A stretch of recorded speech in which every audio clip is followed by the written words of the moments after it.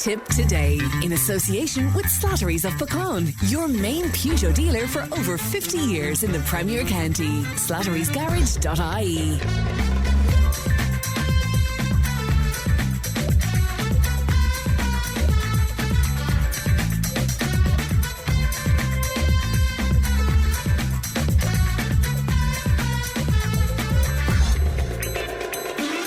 Good morning, welcome along to Tipp Today, 1800 938 007. That's our free phone number, it won't cost you if you'd like to make a call. And Leanne is producing today. Coming up on the show, we'll be speaking to Deputy Michael Murphy, who's live in studio with us in just a few moments' time. We'll hear more on that proposed biogas plant for Killough. The Irish Road Haulage Association are unimpressed with the recent fuel price increases. John G. O'Dwyer has the new instalment with his Story of Ireland, and we'll take a deep dive into the world of artificial intelligence with Dr. Maria Moloney. So all of that and much, much more on the way. You can text and WhatsApp 083 311 3311. You can email tiptoday@tipfm.com.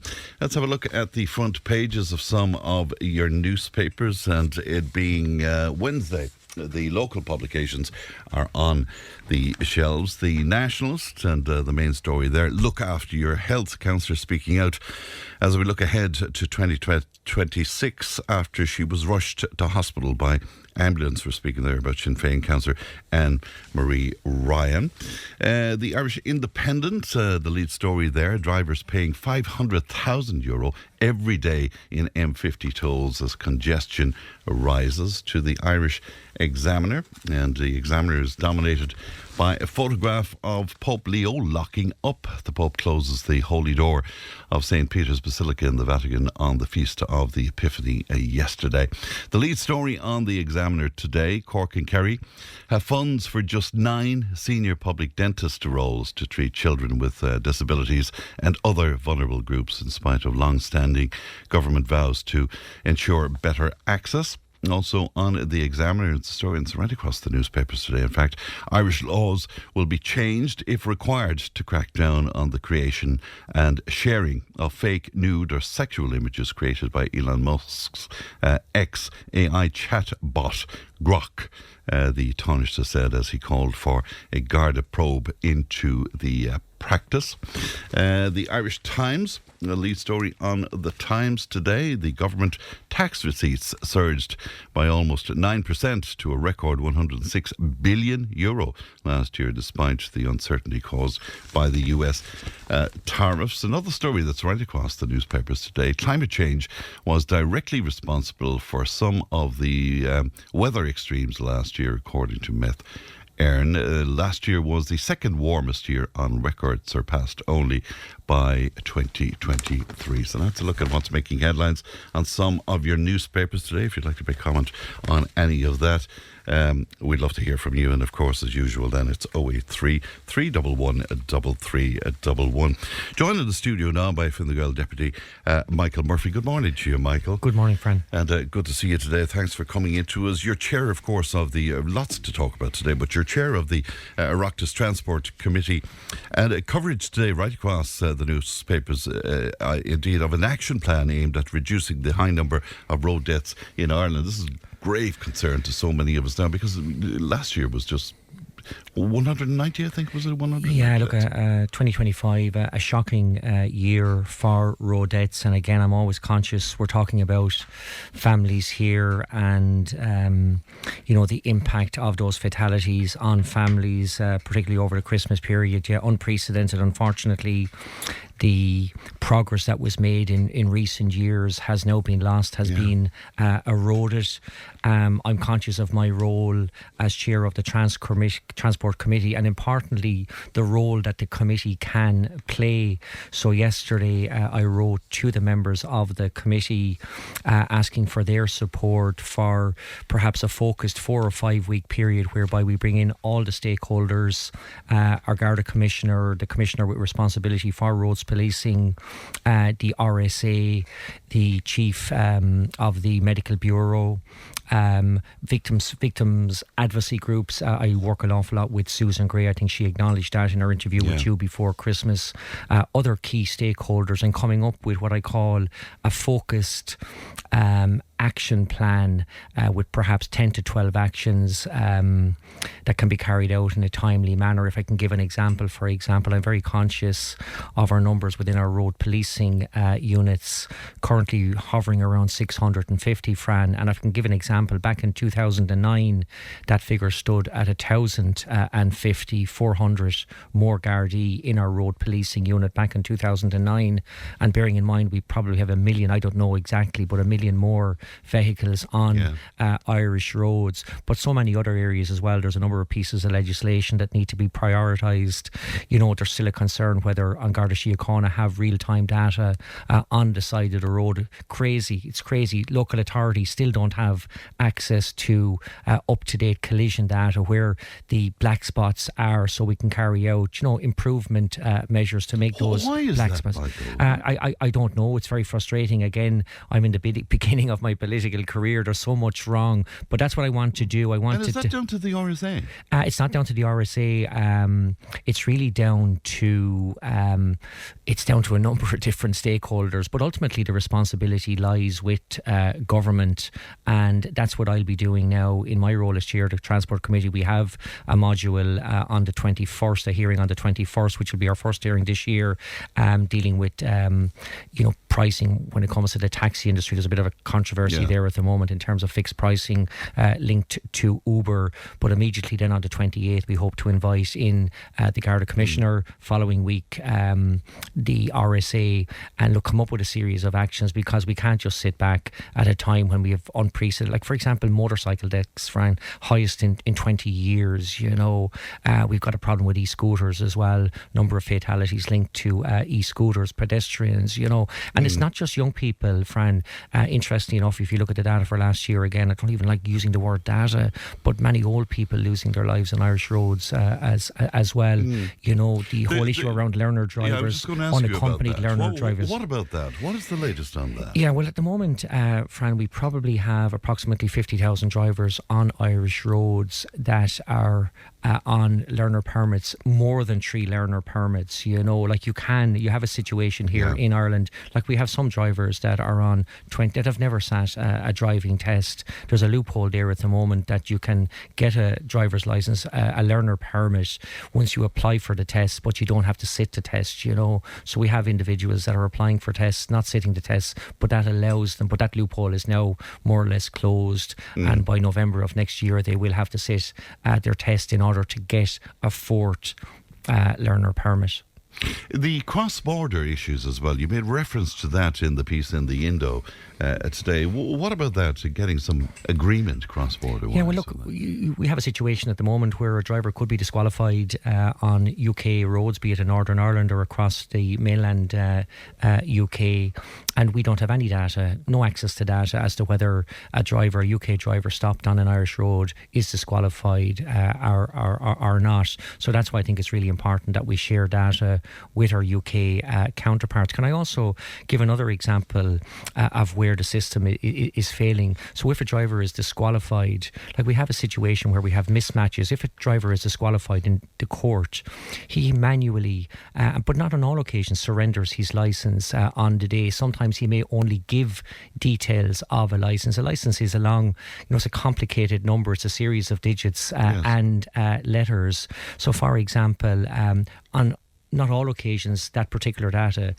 is given correctly. So for example, the wrong driver could be put up on the database as disqualified. So I've got replies to PQs showing that there has been mismatches whereby the driver that was supposed to be disqualified was not disqualified, but that a driver of a similar name was disqualified. Like, that's the state of our systems in place at the moment. And what about the RSA, Michael? Because we've been hearing about some form of dismantling of it, or certainly putting other aspects of it under another jurisdiction. Is it about time that was done? I think we need a shake-up in the RSA. I can't sit here this morning and say to you, Fran, that I have total confidence in the RSA. Like, we had a situation during the year back in May whereby we had a 26, 27 average waiting time, week average waiting time for driving tests. Thankfully, with an action plan that was brought back down to 10 weeks, but that's creeping up again now.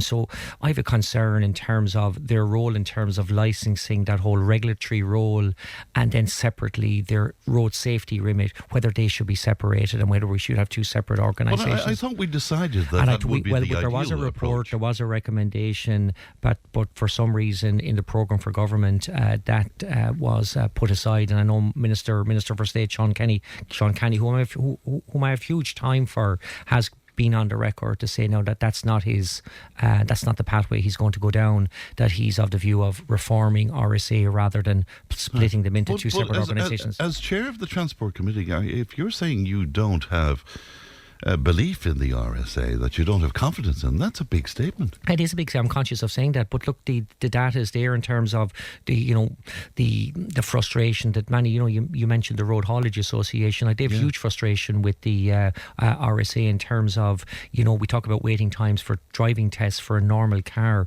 Like, it's even worse for a HGV test. I think it's up to 6 months. It's shocking. So, like, I cannot sit here, and I'm conscious of how strong that is, that as chair of the Transport Committee I don't have confidence in the RSA, and we will have the RSA before the Transport Committee in early February, and I plan to hold them to account. I heard Minister Kenny speaking about education and this. I'm not sure about that. I think we're more educated than we've ever been about road safety. And still, people are dying on our roads. Yeah, look, there's this focus that, I again, and I'm just speaking honestly here, more deterrence. I think there are enough of deterrence there. It's about enforcement. Yeah. And I come back to what I said at the outset. If you look, there was a focused campaign over the Christmas period by An Garda Síochána, and there was a huge amount of issues, I suppose, detected on Irish, breaches of existing legislation. I think what we need is more enforcement of the existing rules and regulations that are on Irish roads, rather than, is it really necessary to, for somebody, I'm kind of in favour of that graduated penalty points for that somebody that's doing 180 kilometres in a 100 kilometre zone should get the same amount of penalty points as somebody that's only doing 110 in 100. But we have a lot of deterrence there. For me, the most important thing is to strengthen our road policing unit, to have like, if you go on the continent, you see those traffic units, you see everywhere you go, like, I don't know when it's the last time I was stopped by a member of the traffic corps for a routine stop. I certainly not in the last decade anyway, so that's, for me, is the number one priority, strengthening our road policing units. It's slightly related to this, well, it's more than slightly, it is related to it, that plan for local authorities to remove roadside memorials for victims of car accidents and car tragedies. We discussed this before Christmas. We're going to be talking about it a little later on in the programme today. I know that you had some thoughts on this as well. I mean, you're conscious that these memorials are often very important to families. They're very important, Fran, and when I became aware of that policy, I actually got a phone call from a Daily Mail journalist. I just said to myself, the mind boggles, who was thinking about this in the first place. So there are rules and regulations around roadside memorials. Already, yes. Exist. And I think you alluded to it. It's up on the Tipperary County Council website there. It's about engagement. Yeah. The local engineer, who would be very sympathetic to families that have lost a loved one, will meet the family at the proposed location and give that family guidance. Like, there's a huge amount of, shall I say, emotional significance attached to these memorials. And what really, I suppose, angered me, this was about roadside memorials. What about, road art signage, which can be even of a greater distraction rather than memorial. Where does this kind of thing come from? I really don't know. And as I said to you, my initial reaction was, the mind boggles. This happened just before Christmas. I haven't had a chance. Yeah. And again, I will be, you spoke with Susan. I had numerous conversations with Susan. She got the same phone call within the same hour that I got on that evening from that Daily Mail journalist. And it was an excellent piece of journalism. I think even, the fact that the Minister with responsibility for transport did not know about this policy document. But you don't fix something that's working well.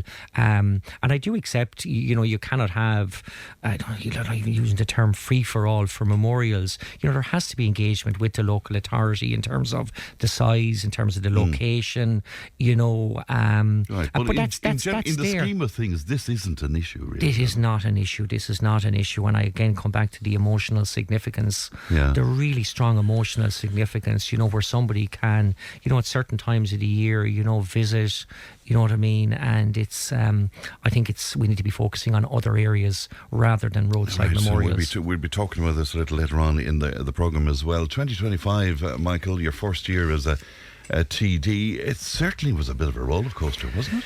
Oh my God, it certainly was, Fran. It was a great honour and privilege to be elected to Dáil Éireann. Somebody reminded me in recent days or over the Christmas period that I was the first native of Clonmel since the foundation of the state to win a seat for Fine Gael. So, and that's the significance of it.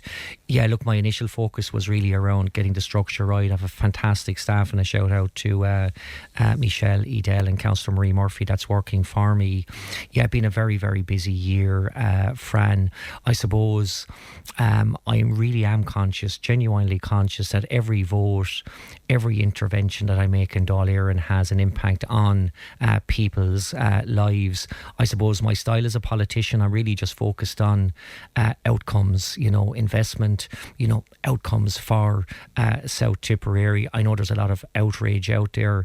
I don't do kind of outrage, but that's not to say I'm not oblivious to what are significant challenges. But look, I'm interested, focused on outcomes and probably the problem-solving side of politics.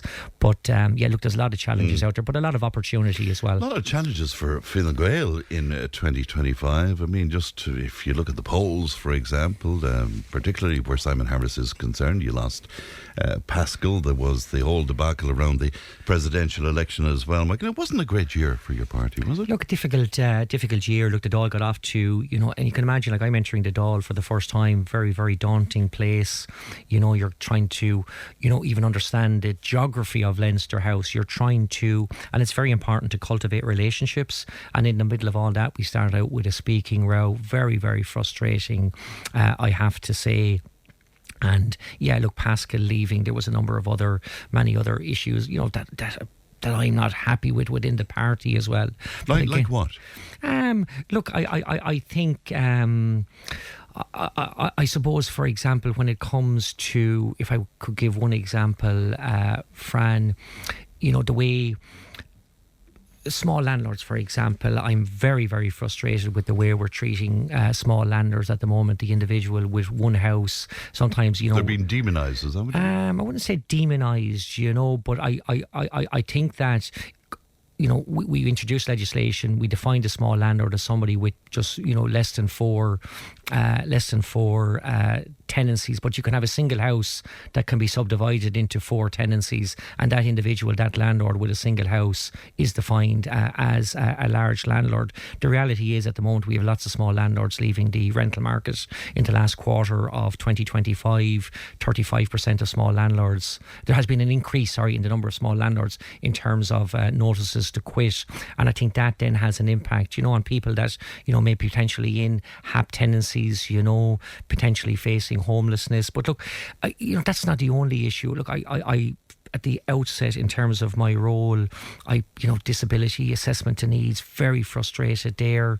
I'm not happy to the extent to which we're getting additional Gardaí across South Tipperary. I've spoken at length with Niall O'Connell and Eddie Golden. Obviously, law and order is a big issue. So I suppose my issues are not so much to do with structure within the party, but it's more to do with policy, and frustration. Like we've big big issues here in Tipperary, South Tipperary, in terms of water, for example. Now, I know there's a lot of investment ongoing, but like the number of outages across West Tipperary, Tipperary Town, down to Mid Tipperary, here in Clonmel, the boiled water noses. But I just have to keep my head down, keep fighting for South Tipperary, keep focusing on the outcomes. But there's many positives during the year as well. I'm not going to list out projects that I may or may not have been directly involved in, but to get to see some projects come to fruition, get off the ground, see a bit of progress, and that's what I'm focused on now going forward. Yeah, where the bigger picture is concerned then, Michael, the government will have to make a formal decision on whether or not to support or oppose the deal that is Mercosur ahead of that vote on Friday. This is a very, very big issue. I know there's a major protest planned for this coming Saturday, and I spoke to Michael Fitzmaurice of Independent Ireland about this yesterday. What are your feelings on this? Yeah, so look, the Irish government, Minister Hayden in particular, and I actually spoke to him yesterday on it. It is a concern for many of us in the backbenches. Look, we're continuing to engage with our EU counterparts. There's a real concern of, should we say, around the vulnerability of Irish beef producers in the context of these potential imports. The reality is, in terms of Mercosur to be blocked, it leads a minimum of 4 member states and at least 35% of the EU population. Big hitters here, notwithstanding we have allegiances with some number of small countries, Ireland linked in with Austria, Hungary. 2 main players here are France and Italy in terms of their opposition. It's my understanding that France are still opposed to Mercosur. But Italy seems to be turning now. Seems to be turning. So the bottom line here is that if Italy support Mercosur, Ireland voting against Mercosur is fruitless, So there's a big picture here. Do we symbolically vote against something that's going to go through anyway?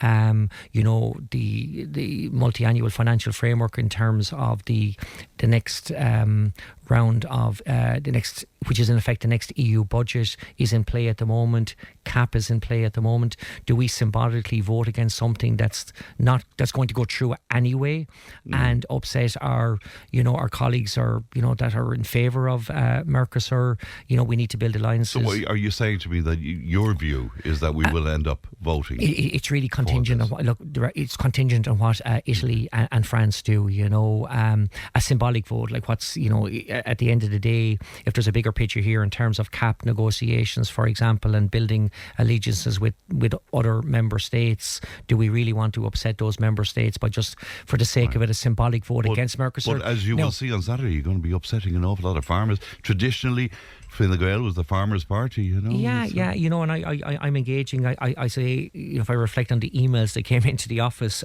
yesterday, Mercosur was the biggest issue. Was it indeed? Yeah. It was the biggest issue, but it's still in play. It's really down to what the French and Italians do, and I think Ireland still is very strong in its opposition to Mercosur. It's in the programme for government. Our concerns are opposition to Mercosur in its current format. There has been some changes to it, positive changes to it, but we remain opposed to Mercosur. If the Italians vote in favour of Mercosur, that 4-member state, that 35% that's required is not there. So then Ireland has a decision: do we symbolically vote against something that's going to be passed in any event? And that's can I ask your personal view on this, though? I mean, if you look to the pluses of getting involved with such a huge trading bloc, where would your heart lie on that? And if you take the advantages of being involved in Mercosur as opposed to the issues that the farmers would have with the beef? Look, farming is crucial to this country, and I've always stood shoulder to shoulder with farmers. There's no doubt that certain member states will benefit from this Mercosur deal, particularly the automotive sector. But Germany in particular. Germany in particular. There are other areas. Look, trade is very important. I suppose I'll stand shoulder to shoulder with our farmers, and if I was casting the vote on behalf of the Irish government, I'd be voting against Mercosur, speaking very honestly. Would you indeed? I certainly would, yeah. Okay. But that's on the basis that there was that 35%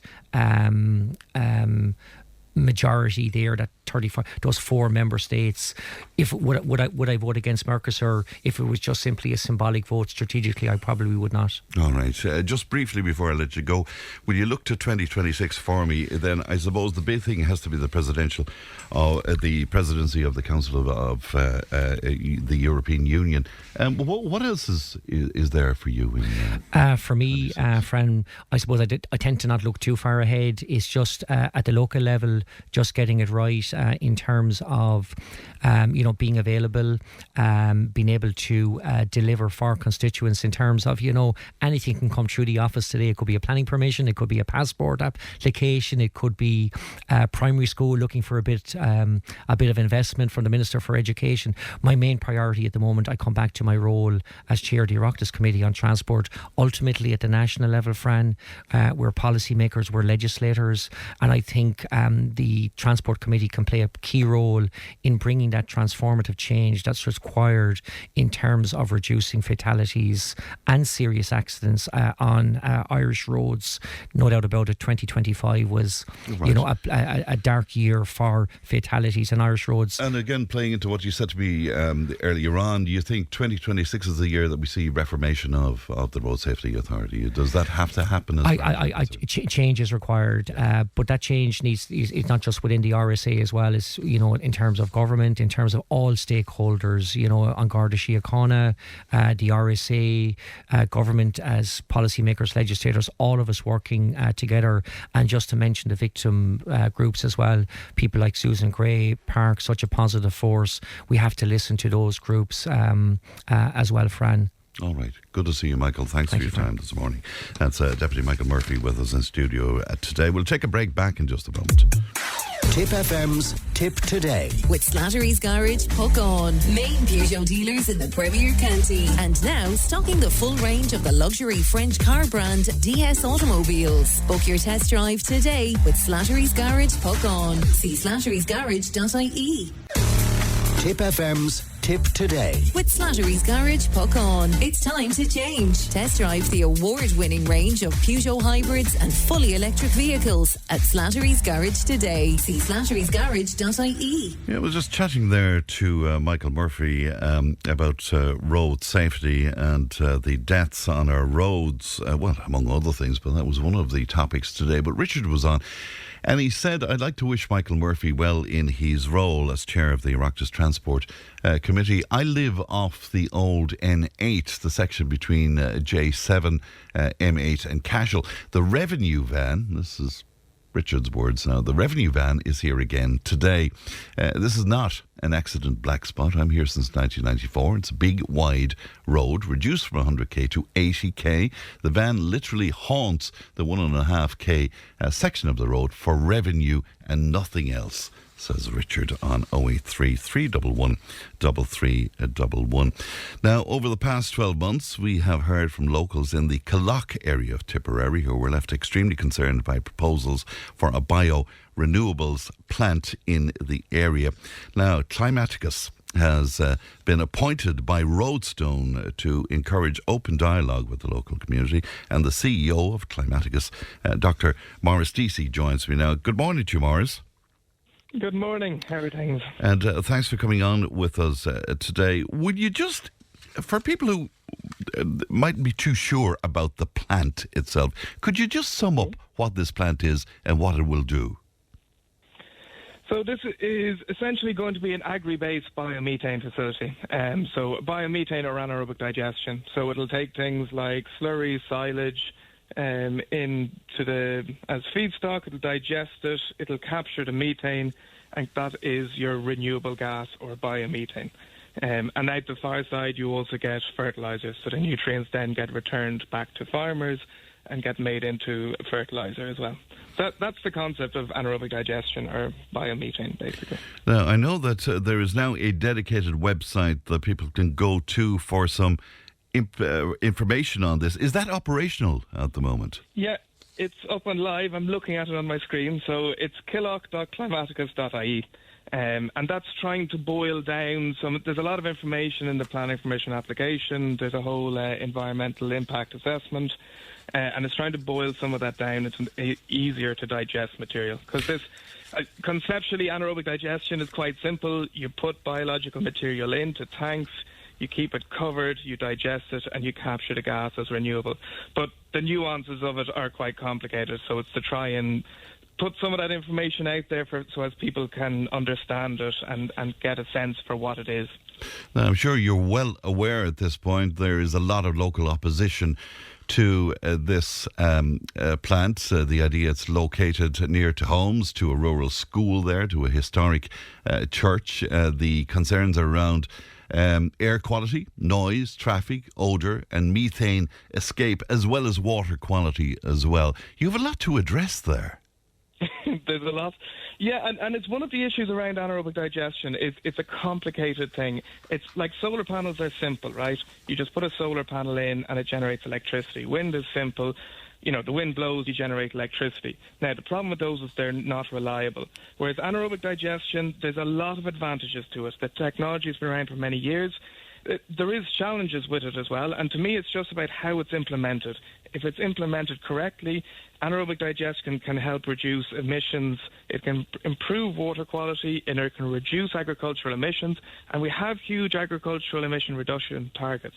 And like anaerobic digestion can do a lot for that, so it can help the farming community to decarbonise, which is important because we're a food producing country, you know. And that's, I think, really, if anaerobic digestion is correctly implemented, it can have many benefits across many sectors. But that's the challenge. It's not just simple, we're making electricity. It's more complicated than that. Right, and I think most people, in fact local people, would agree that the notion of anaerobic digestion is a good thing. But their point is location, location, location. This is the wrong place for this development.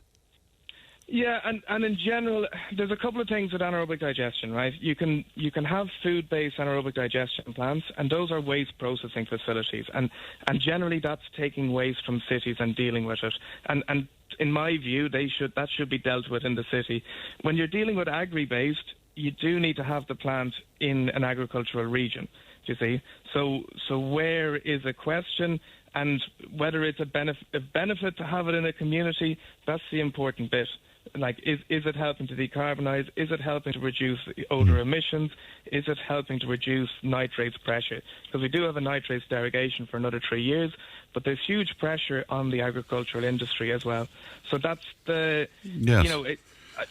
not putting them in agriculture. We do need anaerobic digestion in agricultural areas if we want to decarbonise our agricultural system. Right. I'm not quite sure where you're from, Maurice, but are you au fait with that area? Are you familiar with that area of Killough?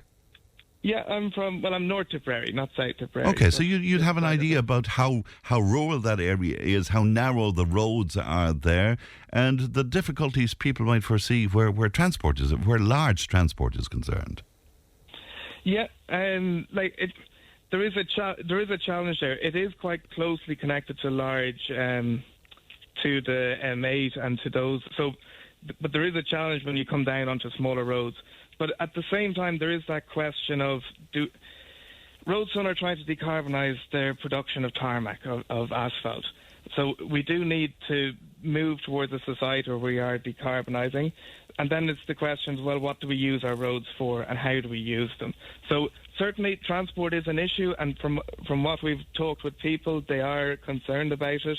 And that's what we're having an information evening, or Roadstone are having an information evening to discuss that, and they'll have maps of the transport, what is the routes they're taking, how will they get onto the larger roads. You know, and that I think is just about the discussion of how will it be done and what will how can we make this as seamless as possible? Do you know what I mean? And what do you say? But at the same time, and every time there's a truck on the road, someone is driving it, and that's a job for someone. That someone's paid to drive that truck. So there's a balance there. Do you see what I mean? Well, yeah, but I mean, if I'm living in that area and if I have young kids and I'm bringing them back and forth to school and the like, I mean, my balance is important as well. You know, the danger to my kids, and also a couple of things I would question from. It's danger to your kids, but also there's a job opportunity there for someone driving the truck. So that's the balance. We do need local industry in rural Ireland.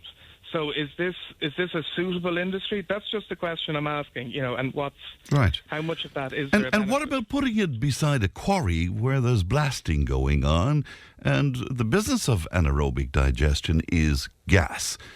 So now to somebody who is not a scientist, I'm looking at that and I'm going, whoops, are we looking for trouble here?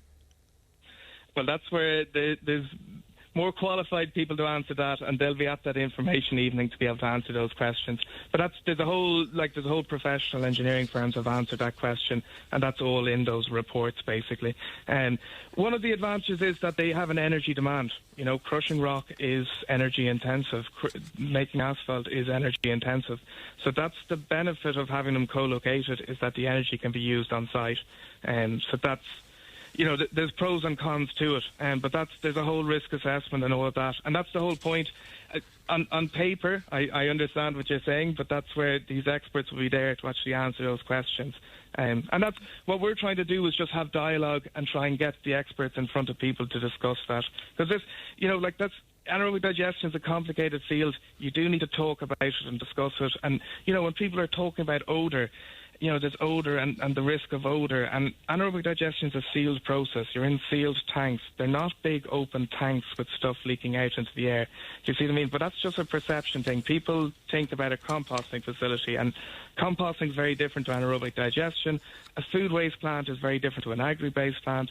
There's lots of nuances around what is this. Yeah, and there's a lot of opposing opinion as well, because I was particularly taken by Anya McCann. I'm not sure if you're familiar about Miss McCann's work, but she's an environmental scientist. But she had a lot to say about water contamination, particularly if you take the area being a limestone region and being porous in some way. So there are a lot of genuine concern out there, even a lot of it coming from experts.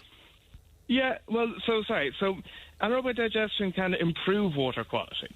So these tanks, they're all in tanks, they're all bundled tanks. So that means if for some reason something went wrong, there's an extra line of defence. There's going to be all these monitoring systems in place to make sure nothing happens.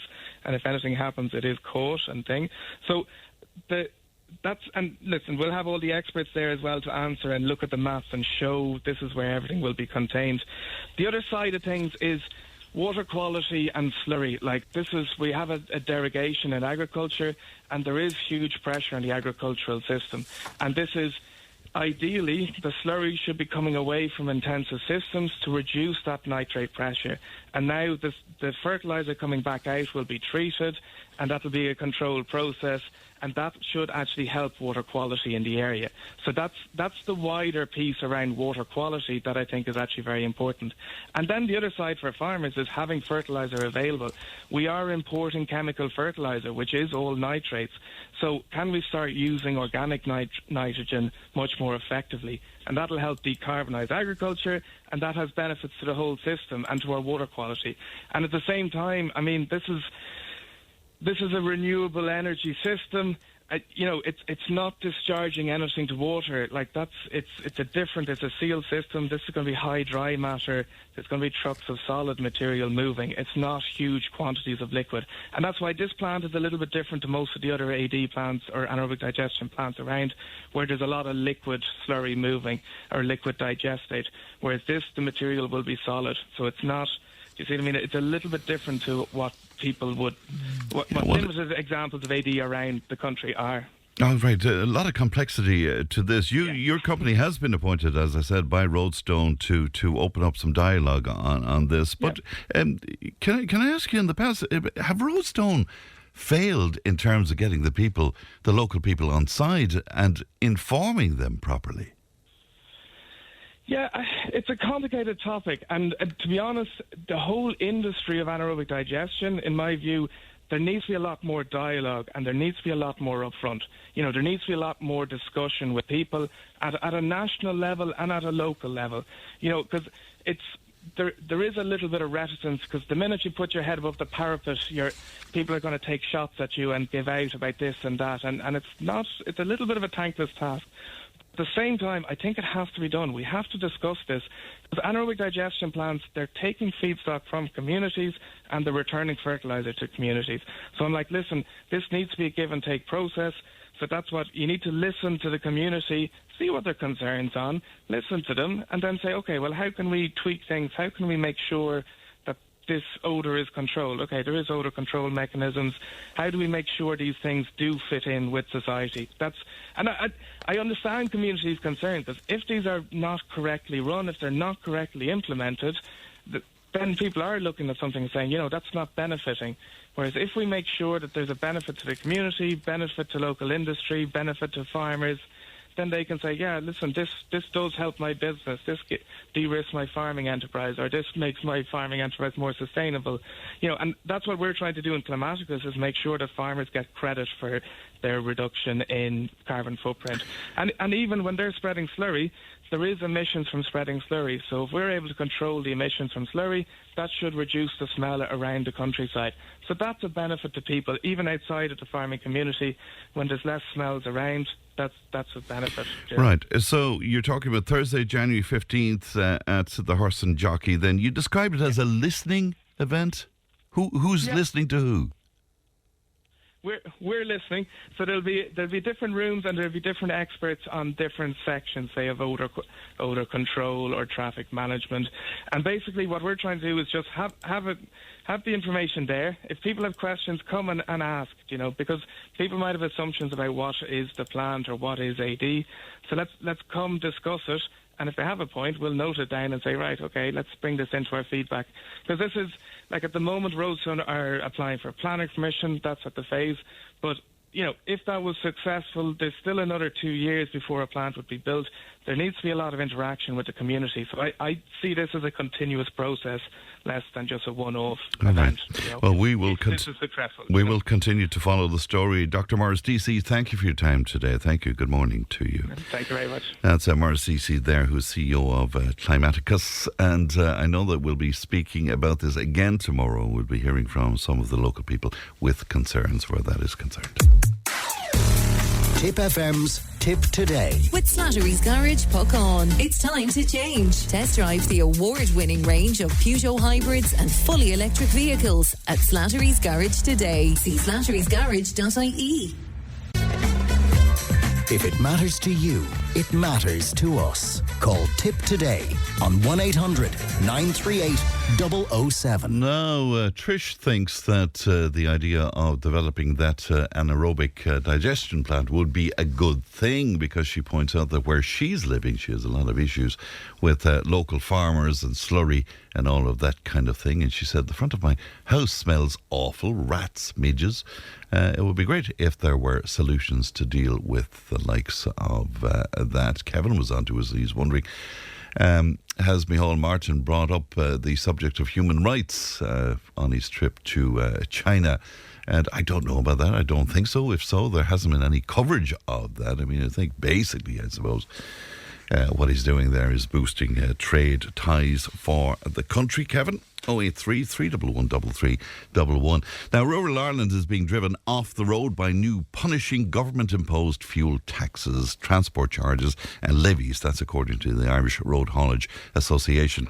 The group has warned that petrol and diesel prices are set to rise by 4 to 6 cents per litre as a result of a number of measures which came into effect from the 1st of January. The chairperson of the Irish Road Haulage Association, Ger Hyland, joins me now. Good morning to you, Ger.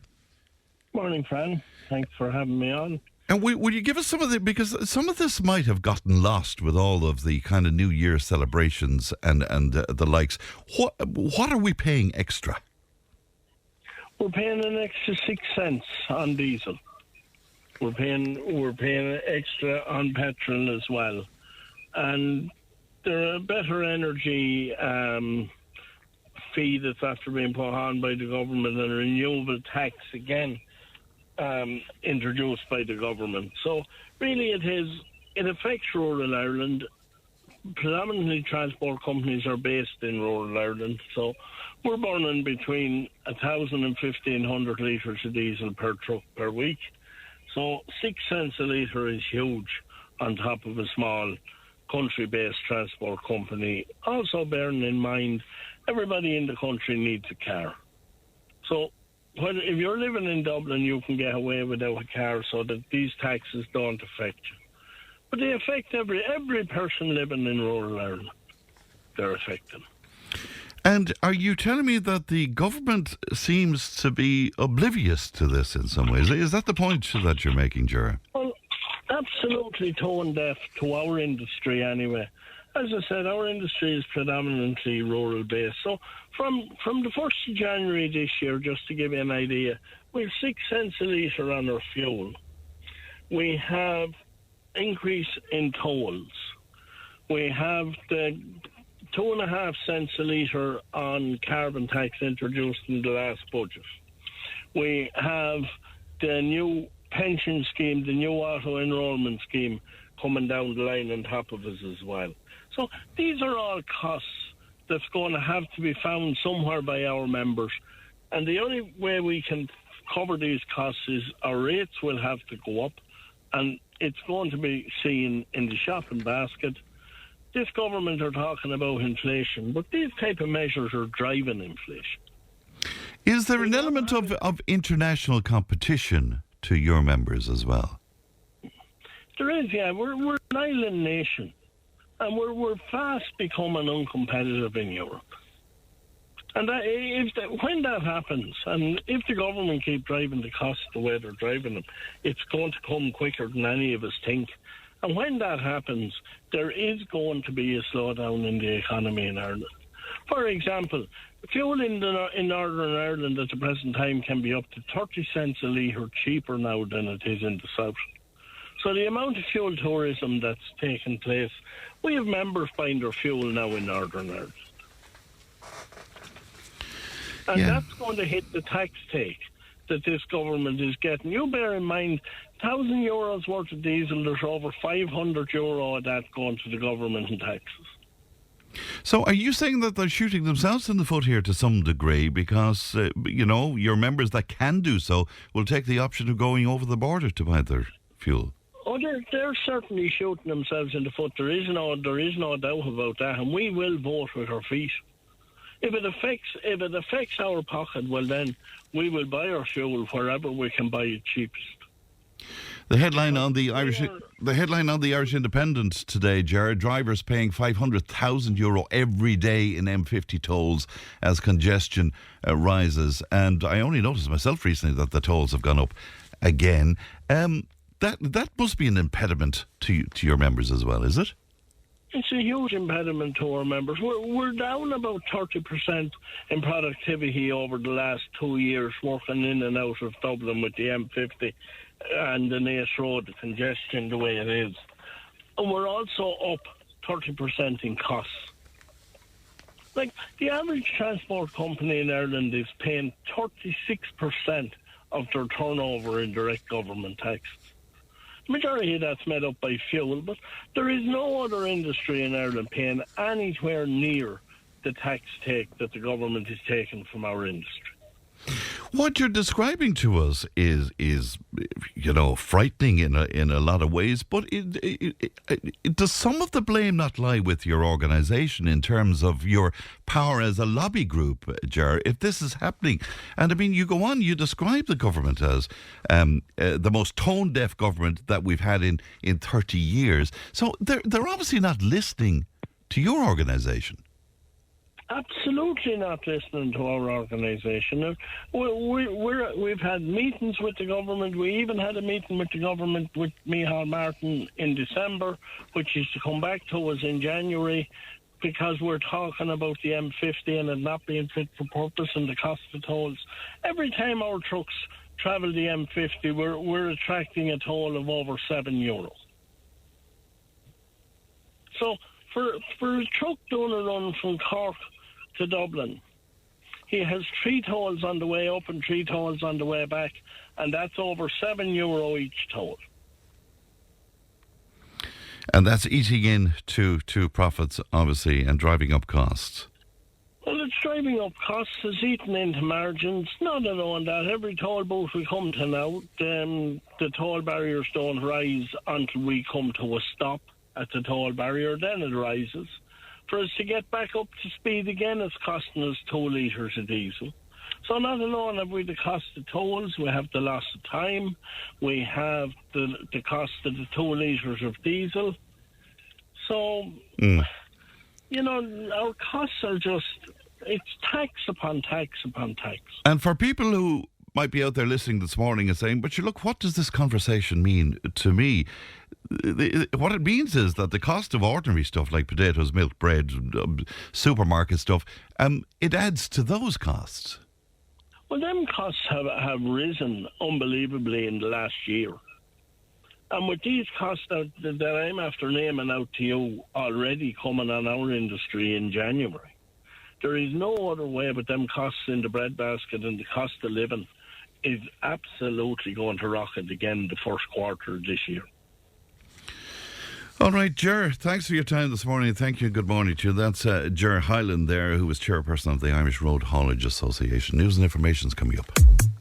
Tip FM's Tip Today. With Slattery's Garage, Hook On. Main Peugeot dealers in the Premier County. And now stocking the full range of the luxury French car brand DS Automobiles. Book your test drive today with Slattery's Garage, Hook On. See slatterysgarage.ie. Tip FM's Tip Today. With Slattery's Garage, Puck On. Over half a century driving the people of Tipperary and surrounding areas with quality, reliable and economical vehicles, new and used. Call the sales team today to discuss your next car or van on 067 24 111. Thanks, Pat, and welcome back to the second hour of Tip Today. Making reference to my conversation earlier on with Deputy Michael Murphy, one of our listeners on Fran, Italian politicians may well now be going to support the Mercosur deal, but the farmers in Italy do not. Indeed, 90% of European farmers do not support the deal. It's structured to benefit Germany, and particularly German elites involved in the car industry. This is another example of the lack of democracy in the EU, in my opinion, says Brian to us today. Well, yeah, it depends on who you're listening to about this, I suppose, Brian. There is a school of thought that there's possibly a lot of benefits to being involved with trading with Mercosur as well, even for aspects of our agri-food industry, for example, as well. So I know it's rather divisive, to say the least. Somebody else on to us to say, Fran, I'm deeply concerned about the direction in which the Taoiseach Micheál Martin is leading our country, particularly with regards to our involvement in the conflict in Ukraine. While I firmly believe we should support genuine Ukrainian refugees, I feel it's crucial that Ireland does not become entangled in a war that is not ours to fight. Ireland has long been a country that stands for peace, and our defence forces have earned global recognition as peacekeepers. I fear that our current course is pulling us into a situation most Irish people do not support. I don't want a future where my children or grandchildren are sent to fight in distant proxy wars driven by the interests of other nations. We must take a step back, evaluate our role in international conflicts and stay true to the values that have made Ireland a beacon of peace, says Barbara in a beautifully put together text to us today. 083 311 3311. Now, the conversation around the transport infrastructure Ireland and the Department of Transport's policy to ban roadside memorials on roads with a speed limit over 60k continues to gain traction, particularly after an opinion piece by Neil Leslie in this week's Irish Mirror, where he questioned whether or not we should leave roadside memorials alone, instead focusing on removing memorials that impede our everyday lives, such as in pubs and public parks. Now, Stephen Hogan was in touch with us about this, and he joins me now. Good morning to you, Stephen. Good morning, Fran. Good morning, your listeners. And Hope good, you're all keeping well. and good to talk to you today. And of course, where you're coming from is particularly interesting where this conversation is concerned, because your little brother at the time, he was killed in a road traffic accident, was he not, Stephen? Yeah, many years ago now, Fran. Yeah, unfortunately, yeah, very tragic what happened. Yeah, it was over 20 years ago now, Fran, so it's a long time ago. It happened in Carrick-on-Shore there on the Kilkenny Road, outside the just past the cattle mart there, outside Carrick-on-Shore. But yeah, it was very tragic circumstances. I was on the August bank holiday weekend in 2002. So it was very, very upsetting. He was only 8 years old, so he never got a chance to live his life or do anything in his life, unfortunately. He had just come back from a trip to Photo Wildlife Park, I think. Is that the case? That's right, yeah. That's right, Fran. Yeah, back in the day there in the local council estates there, people go around once a week for the summertime. They might go around and knock on the door for £1 or £2, and they build up that money for the summer, and everyone go off on a little summer holiday for the day, a day's out, So we went out to Photo Wildlife Park for the day, and then unfortunately that evening then it just went tragic circumstances happened that evening then, friends. So yeah, it turned out to be a lovely day until that evening then. It just dreadful, friends. And before we talk about memorials, and like what was that like for your family? What was it like for you, Stephen, to get that news? Well, look, Fran, I was 15 years old at the time, so it's not until a later stage in life then that kind of hits you really hard then, but I do remember the day very clearly, but if you talk to anybody that has lost a relative, a loved one, or anyone, which there's so many people dying lately on the road, it's disgraceful, but to understand what somebody goes through, there's no words, there's actually no words you can say, there's no way of explaining it, you're sad some days, you're angry some days, and some days you just have to get on with life and you just have to go with the clock, you just have to put one foot in front of the other and just cope with it as best you can, but you'll always have bad days, you'll always have good days and bad days, but it'll always be in the back of your head, your loved one, or your brother or sister or anyone, doesn't matter who it is, And you always wonder, Stephen, how he might have turned out, to what he would have done with his life. Would he have had a family himself? He would have finished out school anyway, I suppose. He would have went to college there. Yeah. He would have probably he would have settled down, probably married and had children, so it's just hard to know, in life, so but they would be the things that you'd hope that he would have excelled to be, went on and get a good job and everything, but unfortunately that was taken away from him, so so many people lately, Fran, around the country, so many young people being killed on the roads, friends. It's a national disgrace, we don't know who to blame. Do we blame the drivers, or we blame the conditions of the roads? Who do we blame, or is it just down to the individual person of not? It's hard to know, Fran, isn't it? I don't know. There's so much to it. And that conversation then around the roadside memorials. Did your family erect a memorial to Niall on the roadside? Yeah, we would have. Well, my mum and dad at the time they would have went through the planning procedures there that they would have had in place back in the day with the local authorities, dealing with the local engineers and stuff like that. But where my brother was killed, it was on a bit of a farmer's land, so I think the farmer would have had a bit of say in that. So I think it was down to the farmers as well, And is there still procedures in place? Yes, is there still a memorial there, Stephen? Oh, they are, Fran. Yes, they're since 2002 now, Fran. It is. Yeah, it's as you're heading out. If you're on the Carrick-on-Shore side there now, if you're heading out towards the cattle mart, the old cattle mart, as you're heading out for Ballyneal, I don't know. Yes, I know it well. I do indeed. Yeah. So if you're heading out that road, it's a primary road, Fran, but the problem is it's an 80 kilometre zone there, Fran, and you're coming into a housing estate, it's a housing estate build up there as well, so that's the problem, but there have been some countermeasures put in place since then, but not great countermeasures, Fran, a couple of chalk lines there on the road, painted on the road there, that was about it, but more needs to happen, you think, where safety is concerned in that area? Yeah. Especially around housing estate, as well, Fran, like speed ramps, speed bumps and things like that. But yeah, definitely, so many people dying on the roads these days, Fran, But my brother's memorial is up there now since 2002, and there has never been any hassle there now. Where it is now, it is on a primary road. There is HGVs and they are cars or etc. going up and down, but it's in off the road. But when I heard the story first, Fran, about that the government were trying to bring in a policy about the roadside memorials, that got me really angry. But it probably didn't get me really angry, or my family's attention really angry. It's everybody else's families out there that are thinking this in the back of their head. Well, my loved one has been killed on the road. Even in Clonmel there alone, in the last, year, 12 months there, the amount of people that tragically lost their lives dreadful, there. Dreadful. It's dreadful. And that, families probably want to put memorials up as well. And they'll have to go, what about the idea of banning the roadside memorials then? I mean, how important is that memorial to your family, for example, Stephen?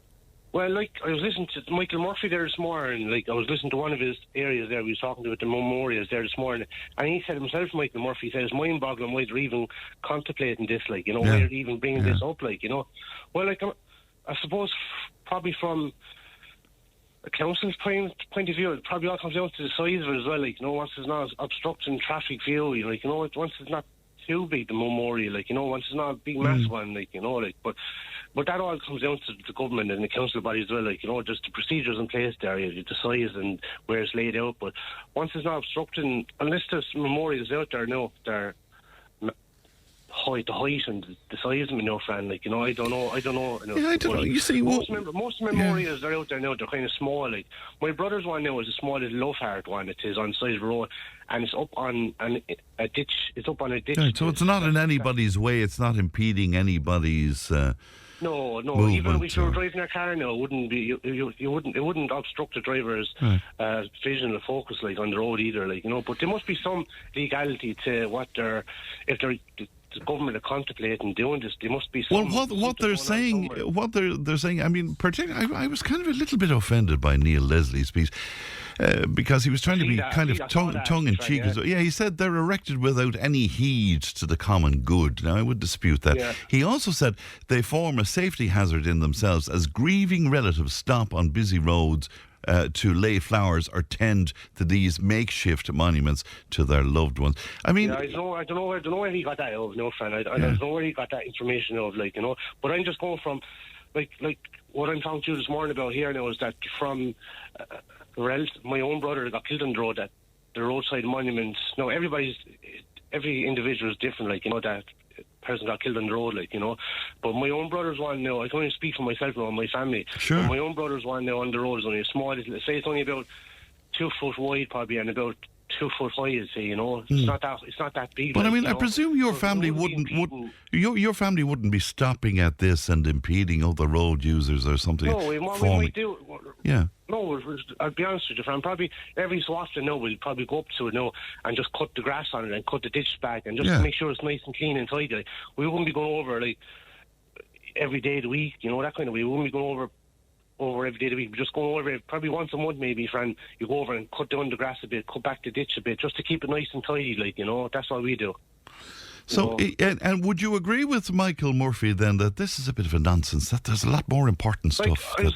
Yeah, I used to listen to Michael there this morning, and I know Michael Murphy myself there, and he was saying it's mind-boggling. There's way more important stuff going on in this country at the moment, Fran. Without, I don't even why they're contemplating why they're bringing this up. Unless there's after been some sort of an issue in the last couple of months now with roadside monuments. Have there been accidents on the roads impeding the vision of related to them? No, I don't. In fairness, I don't think so. Well, I certainly haven't read that anywhere. No, I didn't see that. No, unless they're unless there's information after coming into the government body or something that there must be a reason behind it. Why they're even thinking of it, Fran. But like I said, Michael Murphy said it's mind-boggling. And it's a disgrace, Fran. To be honest, why they're even saying because you pointed it out yourself, Stephen. There are regulations in place in terms of putting, and you need permission from the landowner. You need permission from the local authority. Yeah. So it's not as if it's a Wild West situation. No, you're not going to go along, say, if somebody gets killed on the road in the morning, say, touch wood, it doesn't happen. No, touch wood doesn't happen.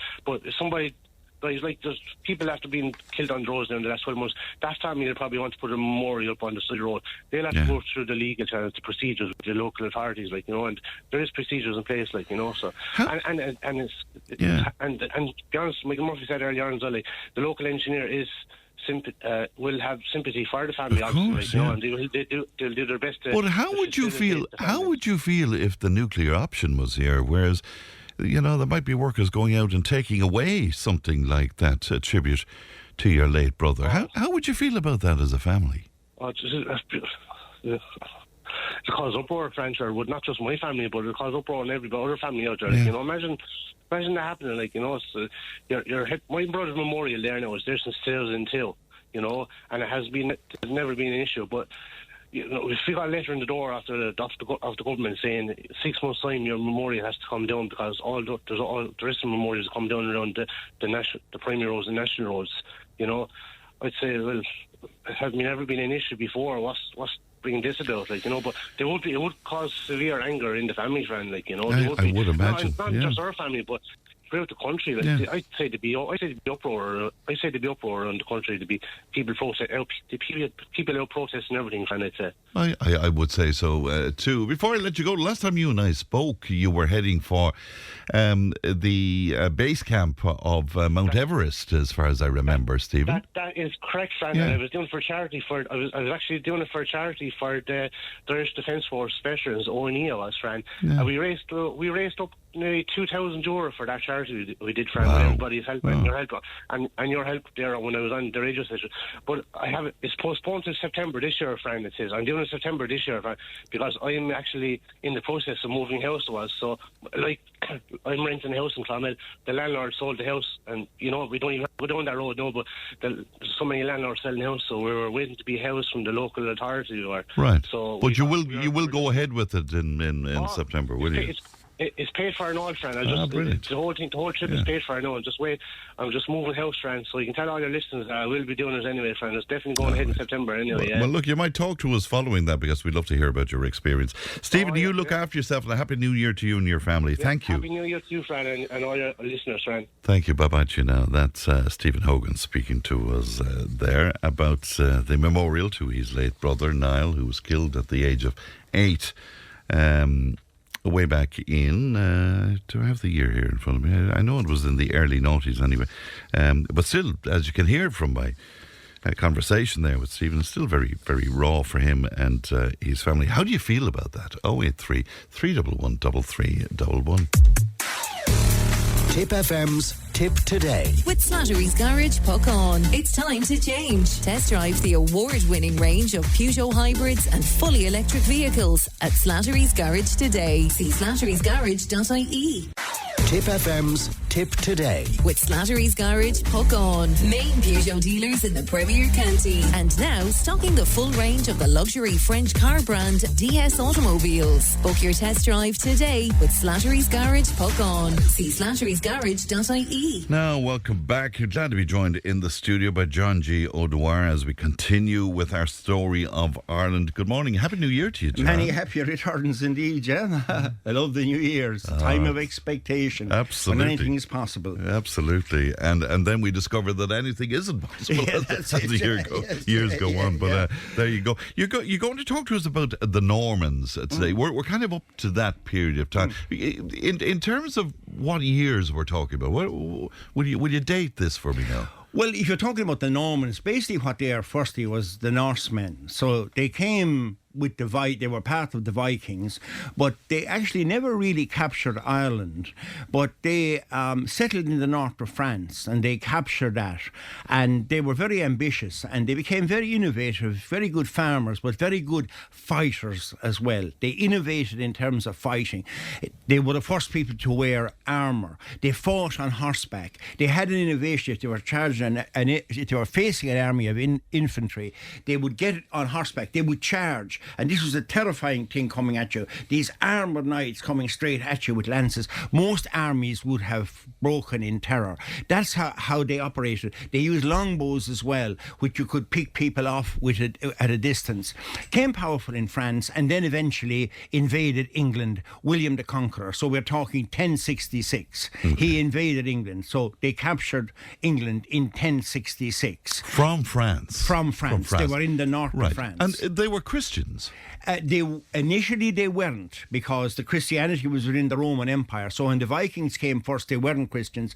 But once they settled in France, they took the local culture and they took on board Christianity. So at this stage, they were Christian. In fact, at that stage, there was hardly any other religion in Europe. A few Jews around the place, almost nothing else but Christians in Europe. So they invaded England. When did they put their spotlight on Ireland? Well, then, yeah, that was it. I think they were so powerful and so land hungry, it was probably inevitable that sooner or later they would invade Ireland. But the trigger for this was, everybody thinks they were invited in by Dermot MacMurrough. They weren't actually invited in by Dermot MacMurrough the first time. We mentioned that the last day. We couldn't think of his name. Pope Adrian IV gave him a laudability. He wanted him to invade Ireland. Why? Because he didn't like the way the church was being run in Ireland.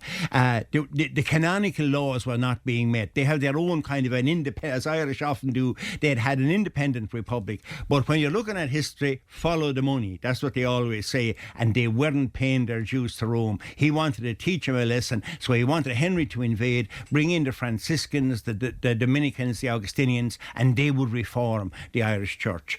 But Henry didn't do that straight away because he was busy with his own wars. He was fighting in Scotland, he was fighting in France. But then the second invitation came when Dermot MacMurrough was driven out of Ireland by the other kings. He was very aggressive towards them, taking some of their territory, and he'd also made off with the wife of the King of Breffni, and that was seen as a terrible insult. So they came, and he was down in Ferns in Wexford. They kicked him out. He wouldn't take that lying down, so he headed off to see Henry. Where did he go to see Henry? Stay in London? No. These were, remember, basically French people. They still had their court down there. Henry actually spoke French, so he went to Anjou.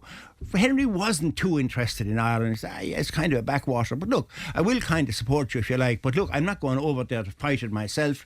If you can get the barons in Wales, my barons in Wales, support you, fine. So Dermot hot-footed it back to Wales, and there he met the likes of Robert Fitzstevens, Hugo Lacy, and more important of all, Strongbow, the Earl of Pembroke.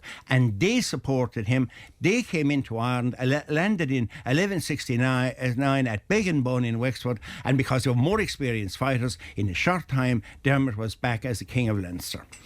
Now, and what did that mean for the country then? I mean, what influence did they have? Well, they brought a very, very big influence. We are all hugely influenced by that. Whether it's good, the first thing they brought in with them was the English language. Yeah. That is the first thing they brought in. They brought in the common law as well as that. This kind of an idea, and they brought in feudalism, but the common law as well as that everybody is subject to the law, even the king. You know, that kind of, they brought in that with them as well. But then they were great innovators. So they brought things, I'd spent some time at it, I know if you ever did, out making hay in a field and the pikes of hay and that, haymaking, where you could save food for animals over the winter and bring in the animals. That was a new innovation. So they brought a lot to agriculture then, they were great because France was so fertile. Yeah. Wheat into Ireland, barley into Ireland, and would you believe it or not, whether it's a good thing or not, rabbits into Ireland as well. Did they? Indeed? Yeah, they brought the rabbits in. Yes. Wow. Brought them in from France. Whether that's a good or a bad thing. But of course, they were a big food then. We don't tend to they were brought in as a food. We're very familiar with their architecture, of course. Yeah. Will you tell us about that? What they brought by way of that? What they built? Well, what they built, essentially, because you remember then, what they would have done is how they consolidated territory. So you'll remember when we were down in Kilsheelan. Remember the moat? I do, of course. That's a moat. That's built by the Normans. So initially, that's how they consolidated territory. They would have held high ground, they would have made it steeper if they could, and they would build a palisade around it so that they couldn't be attacked, and that was controlling the river crossing. Then they went on later on, as they became consolidated more, they began to build castles. And so they're the tower houses, the square castles we see around the country. And in the end, then, of course, they became huge. We'll say the Lacys, they would have built Trim Castle, massive. And then, of course, the Butlers, Kilkenny Castle, Cahir Castle. These are much bigger than tower houses. They're absolutely huge. So they left a huge architecture in stone behind, which, of course, the Vikings who came before them didn't, because they built in wood.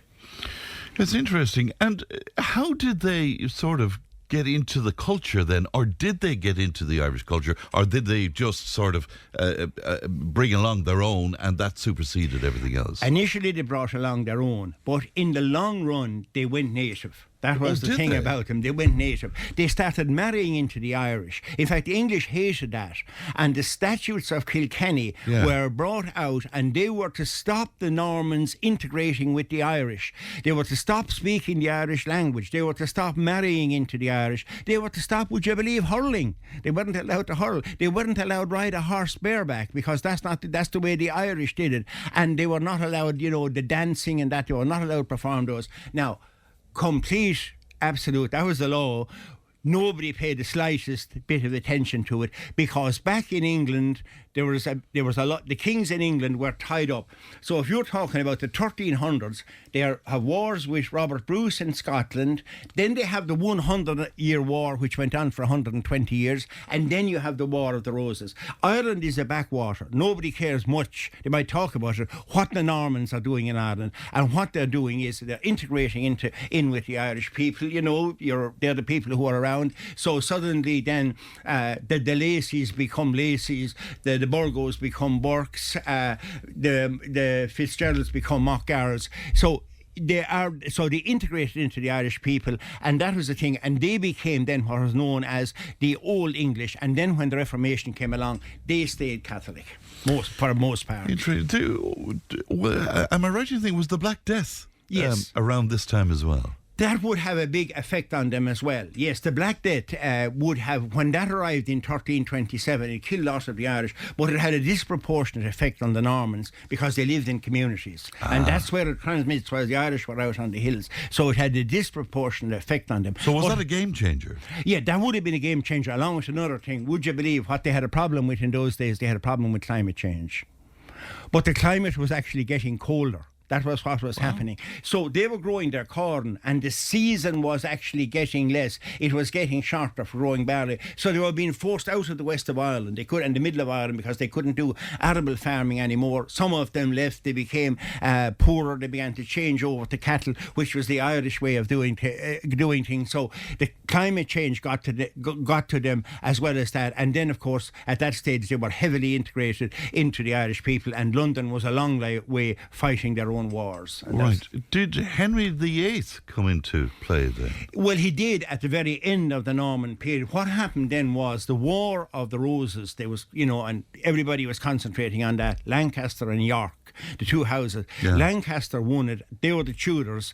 And Henry VII, the father of Henry VIII, then, for the first time, you got a pretty stable monarchy there. And they were the Tudors, Henry VII. And then his son was Henry VIII. And he then was the one who made huge changes. Even though Henry VIII initially, if you look at an English coin, you'll see Defender of the Faith. He was given the title Defender of the Faith by the Pope because he wrote Lutheranism. You see, the time of Henry, early on in his time, that was the time of Martin Luther. Yes. The time he put up his 95 principles on the door of the cathedral in Germany. And Henry criticised that. But then, of course, what happened in the long run then was that he was married to Catherine of Aragon, and they couldn't produce a male heir. So Henry wanted to dispose of her.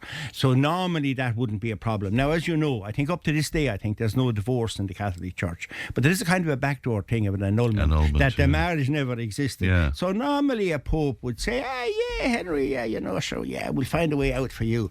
But this time what happened? The Pope was a prisoner of Charles V, the Holy Roman Emperor, and he was actually the nephew of Catherine of Aragon. He says, no way, Your Holiness, are you given a dispensation here. That would reflect very badly on my family. And that was the split. So you'd think Ireland as a Catholic country and England would stay Catholic and dodge the bullet. That one single decision meant that England went largely Protestant. Now, they didn't go Lutheran. They went in between. There's a kind of Anglicanism is a kind of a compromise religion between Lutheranism and what we would maybe call Presbyterianism here and Catholicism and they created a kind of their own religion. But the important thing to remember is that Henry himself changed very little. So if Henry was asked on his deathbed, what religion are you? He would have said, I am Catholic, but I am the head of the Catholic Church. It's very interesting. In terms of other people who made their way in and had an influence on Ireland, where would the Normans stand in terms of that hierarchy, if you know what I mean, John? I'd say probably of all, they're definitely the biggest single, the biggest single influence in terms of language, in terms of culture, in terms of innovation, the amount of changes they brought. And then, of course, the huge thing was they brought all the monastic orders came in with them as well. And they had a huge influence on the Irish church. The old English church then, old Irish church, Celtic church, that simply died away. And, Ireland became, funnily enough, for a country that for a long time didn't pay much attention to Rome, suddenly they became very dedicated to Rome. And when Henry tried, England, changed very, very rapidly to a Protestant country. Ireland refused to, even though it might have been easier for them to do that. They developed a huge loyalty to Rome then. And even though from the time of Henry on, the worst thing you could be accused of was popery. That was the worst possible thing you could be. But the Irish still held on at huge cost to themselves. Now, it was more difficult anyway to evangelise the Irish for one simple reason. Most evangelisers were Protestant. They spoke English. Irish was still by far the dominant language. But again, you see, the language we are speaking now, that's a language that was brought in by the Normans. And at this stage, how was the country run and policed? It wasn't really, if you're talking about the Normans, it was, and we're going back again, it wasn't a rule-based order, it was might is right. So how it was done was, the Normans generally, they would be in the powerful lords, so the Butlers would have ruled over South Leinster, the Fitzgeralds over Kildare, the Southern Fitzgeralds over Munster. Right. And all these places were autonomous in some way, were they? Pretty autonomous for a long time, until Henry came along. And Henry then, when he became a bit powerful, didn't like that. So he came along with an idea of surrender and regrant, that they would actually surrender their holdings, as whatever the title would be, like De O'Neill. They would surrender their holdings, but then they would become the Earls of Tyrone. That would be granted by Henry. So that actually happened. So that was the first time in pacifying the Irish. But for a while after that, because Henry, remember, in those days you had to raise an army. It's very expensive. Henry was always broke. He never had an army to enforce that. So even though in theory there was surrender and regrant, up to the Elizabethan time, the Irish lords really went on much as they always had. And they would have been the police force in the country. And did the Normans, did they bring in education? Did they bring education to it was very important to them. Yeah, they came in as French speakers, but they would have believed. In fact, quite a lot of them then would have sent their children abroad, actually, to France to be educated, even before, the Catholic colleges were there. So education was a huge thing for them, and they were a very cultured people. A lot of them would have spoken, most of them spoke French, and they would have spoke English as well. And then when they came to Ireland, they would have started learning Irish as well. But a lot of the systems that are here and the schools that are in the cities, a lot of these would have had found Norman foundation, In terms of the story of Ireland then that you were telling over a number of episodes, where do we go to next then? Yeah, well, what we're doing now is we're looking then, the Normans are there then, so they have come through, and where we're coming through to then, we're moving on now to Henry VIII and the Tudors. And at that stage, what had happened was, with the Normans, was that gradually over time, their power, the inch writ only ran in the Pale, which is a very small area around the east coast, running from Dublin up as far as Dundalk. Now, outside of that, you might have had the Butlers. They were always reasonably loyal to the Crown, so the English would kind of ran there, but outside of that, then nothing happened. And one part of Ireland then hadn't been conquered at all. That was because the powerful O'Neills, that was the one place the Normans didn't conquer, West Ulster, where the O'Neills were there. So that area still remained Gaelic. And in fact, that was always then the most Gaelic part of Ireland. But in the end, what happened really was nobody worried about Ireland until the religious wars began. And then Spain was Catholic, England was Protestant.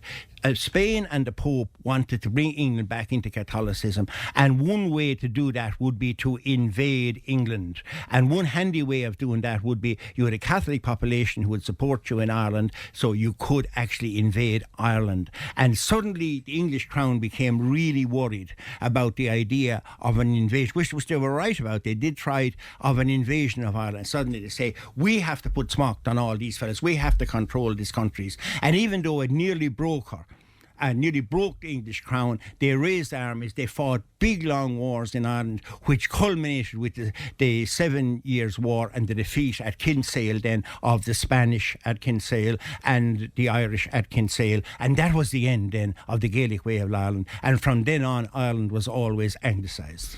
So when we refer to this famous or infamous 800 years of oppression, this is what we're talking, this is the genesis of that. Well, this is the genesis. The genesis would be the Normans. Now, you know, the English came in, probably a bit simplified. I'd say Henry would see himself as French, and the knights who initially came in, like Sprongo, they were actually Welsh.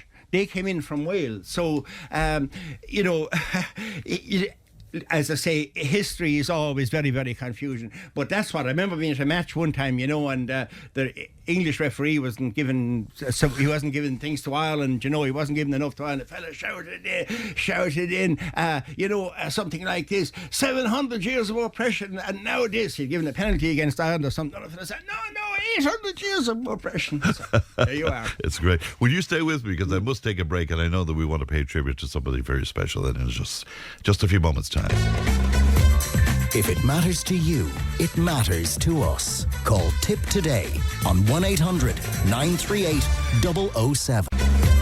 Join the conversation in Tipperary. Contact us through Facebook, Twitter, or email tiptoday@tippfm.com. Now, John G is still with me. Sad news, John G, this week with the passing of Niamh Canaan of Upper Church. Very much a central figure in that community in Upper Church. Well, absolutely. I mean, a light has gone out in all our lives. And of course, myself and Alison, we were up there. We shared the hospitality, you know, and you'll have a cup of tea and all tour, that. Of course, yeah. Yeah, but there was a huge hospitality there as well.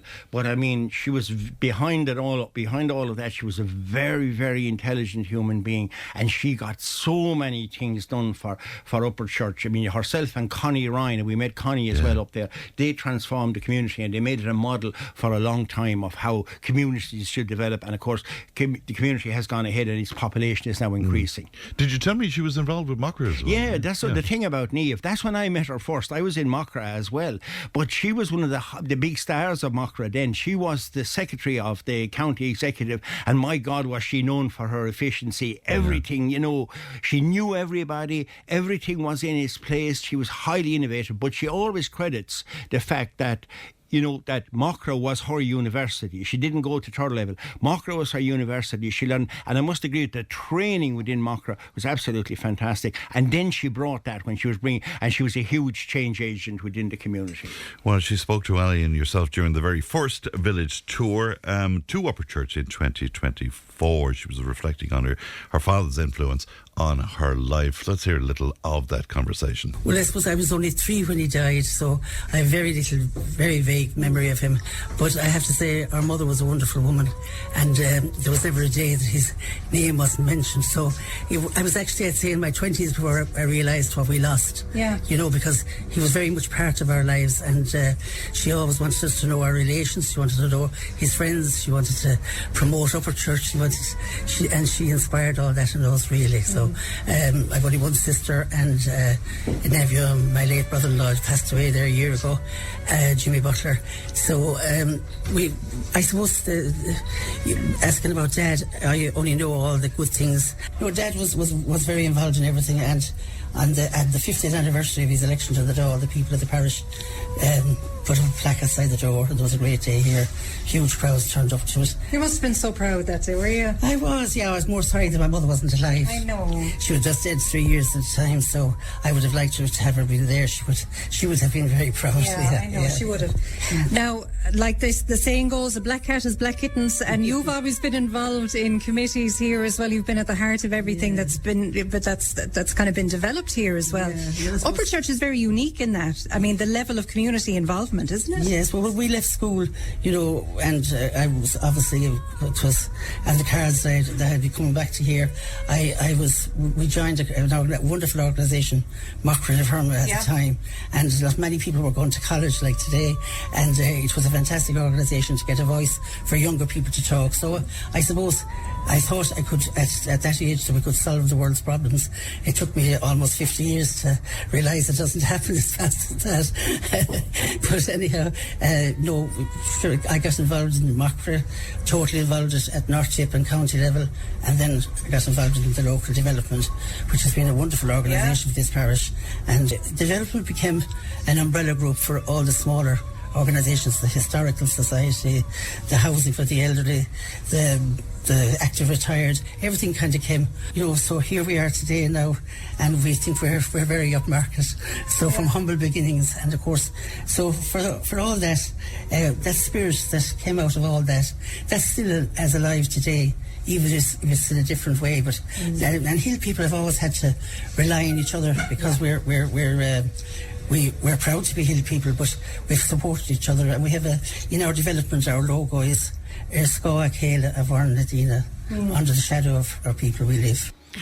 The late Niamh Canaan there, speaking to Ali during one of the episodes of the village tour. It's interesting there, and may she rest in peace indeed. Interesting when Niamh was speaking about Hill people. I love that, and I love the fact that they're different. Yeah.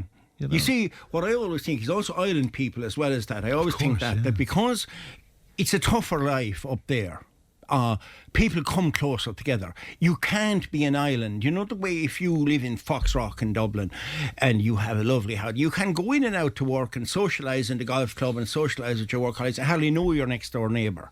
You don't go out. But if you live on an island or up in the hills, you're going to be snowed in someday and you're going to need a neighbour to pull you out with a tractor. That generally doesn't happen in Foxrock. So that's the sort of thing she's talking about, and this belief in knowing everybody, and there's nowhere stronger than that. And of course then, that Canaan's wasn't the pub, it was kind of the hub of parish life. Everything went in there, people came together, and of course in itself it was a beautiful pub as well. And she didn't mention a lot of the things she did. I mean, they had a hugely successful walking festival that brought people from all over Ireland, and very early on one of their innovations was they set up an IT centre in Upper Church, and they trained so many rural communities in how to use IT when people didn't know anything about it. So Upper Church was the place. And then of course her sister Siobhan, Canaan's became famous, and still is famous, for the quality of its food as well. So it was, I always think, in Upper Church you found all the best of rural Ireland. That's for sure. Well, Niamh will be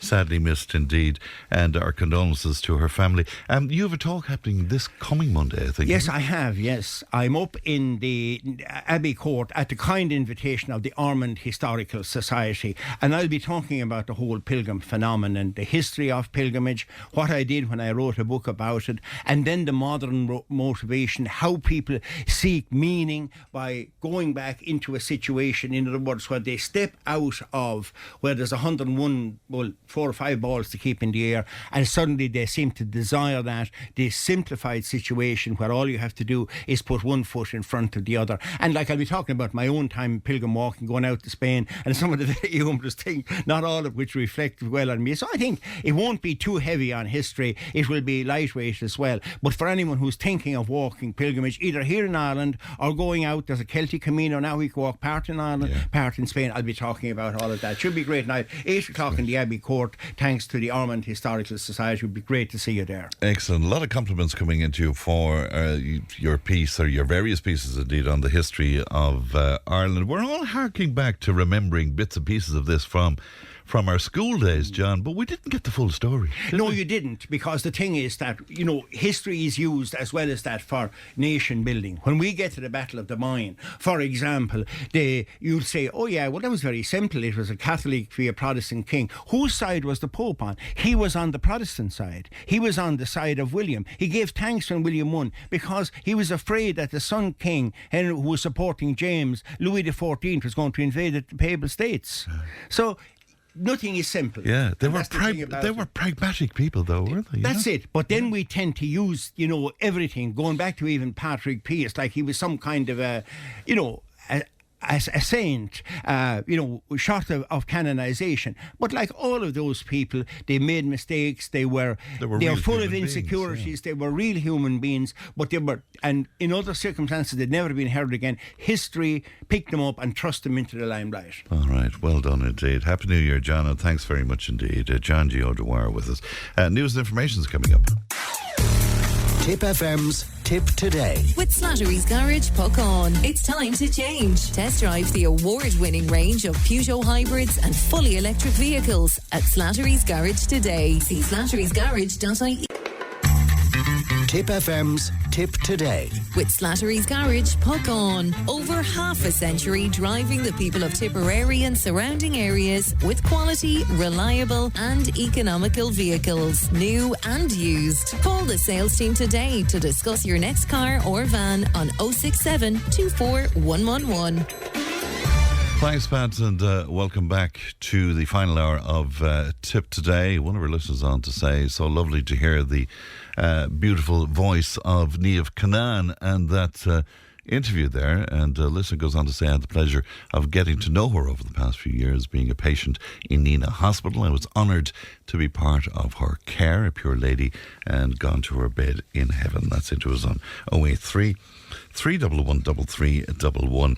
Now, artificial intelligence is no longer a future concept. It's shaping how we work, communicate and make decisions right now. But as AI becomes more powerful, the questions around responsibility, regulation and trust become even more urgent. Now, to help us unpack what responsible AI really means and how regulation is evolving and what the future of AI could look like for society, I'm delighted to be joined by Dr. Maria Moloney, who's Head of Research at Privacy Engine and Director of the ICS. Good morning to you, Maria, and lovely to see you today, and thanks you for coming in to us. Are people afraid to discuss AI even at this point because we're so unsure of what it really means? Yeah, I think a lot of people talk about AI, so there's a lot of hype around AI at the moment, but again, I think people kind of don't really understand what it is exactly because there's so many different types of AI. So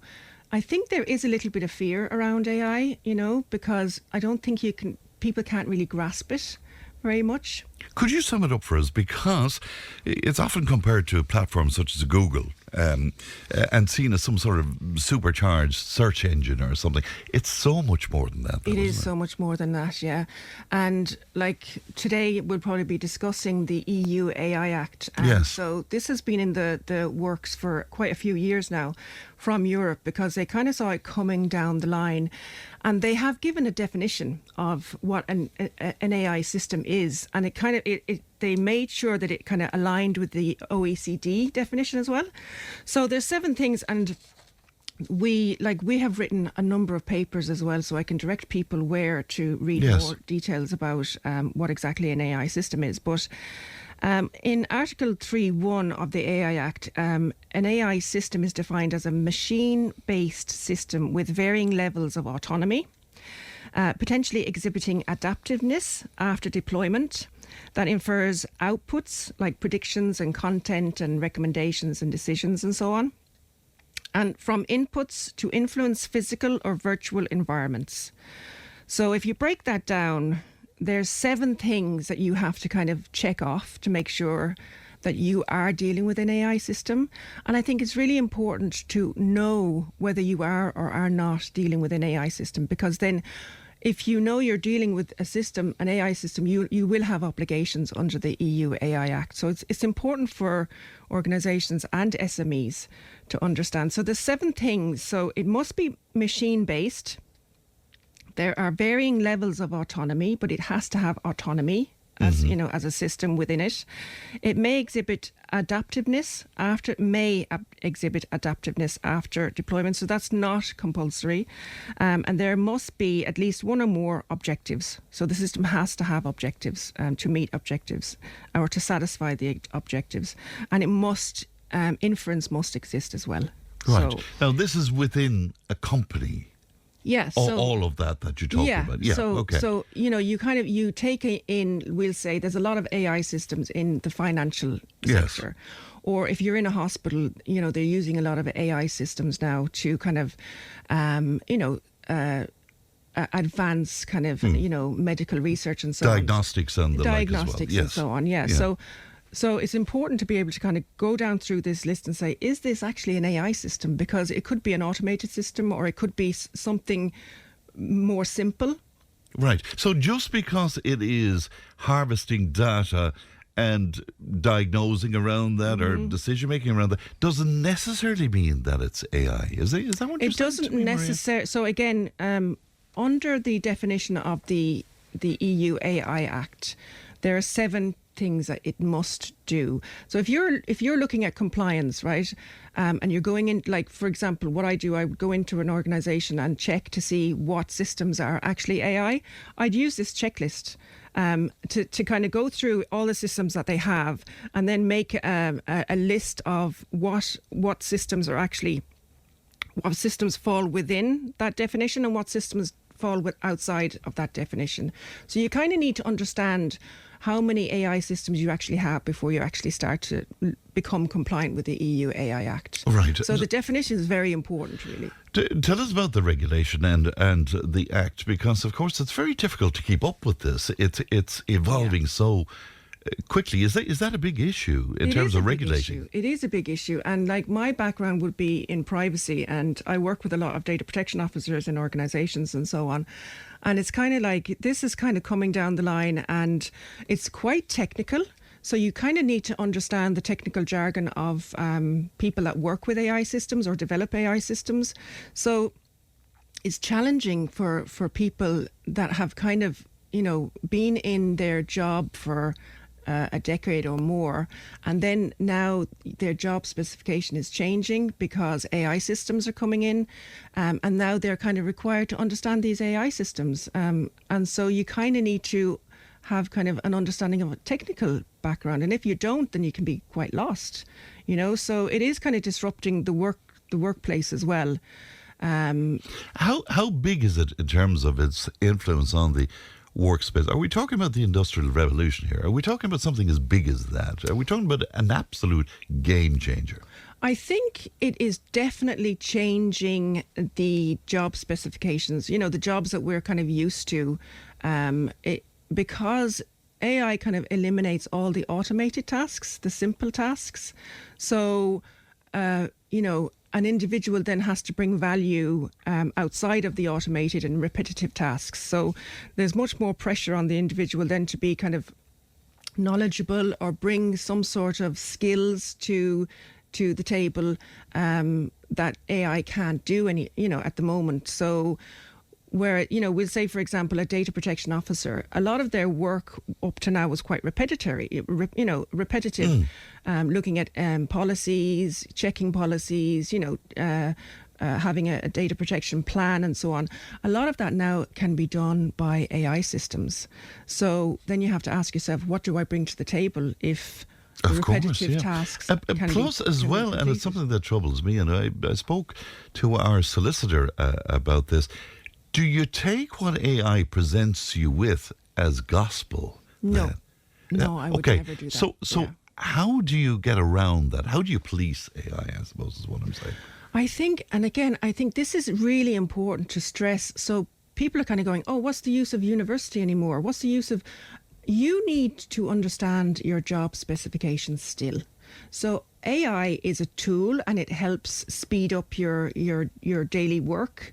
But if you use, we'll say, example, ChatGPT or any AI system, you need to be able to read through that and see where the AI system is getting it wrong. So have you heard about hallucinations and AI systems? Yes, but I don't understand it. So an AI system like ChatGPT, its overall goal is to answer your question, okay, to the best of its ability. If it can't answer the question, if it doesn't have enough data to answer your question, it'll make it up. And they're called hallucinations. So I'll give you an example. I tested ChatGPT about 6 months ago and said to ChatGPT, will you write me a research paper and give me references, because I wanted to then go and read the references and so on. But can you give me a research paper around a certain topic? I think it was a topic in security. So I went off and I wrote a research paper, and it had all the sections, and it looked great. And I thought, brilliant, God, and it has the latest references. So I went to look up the references, and he had just made it up. The AI system had made up. So it was fiction. All the AI, the references. So that was called a hallucination.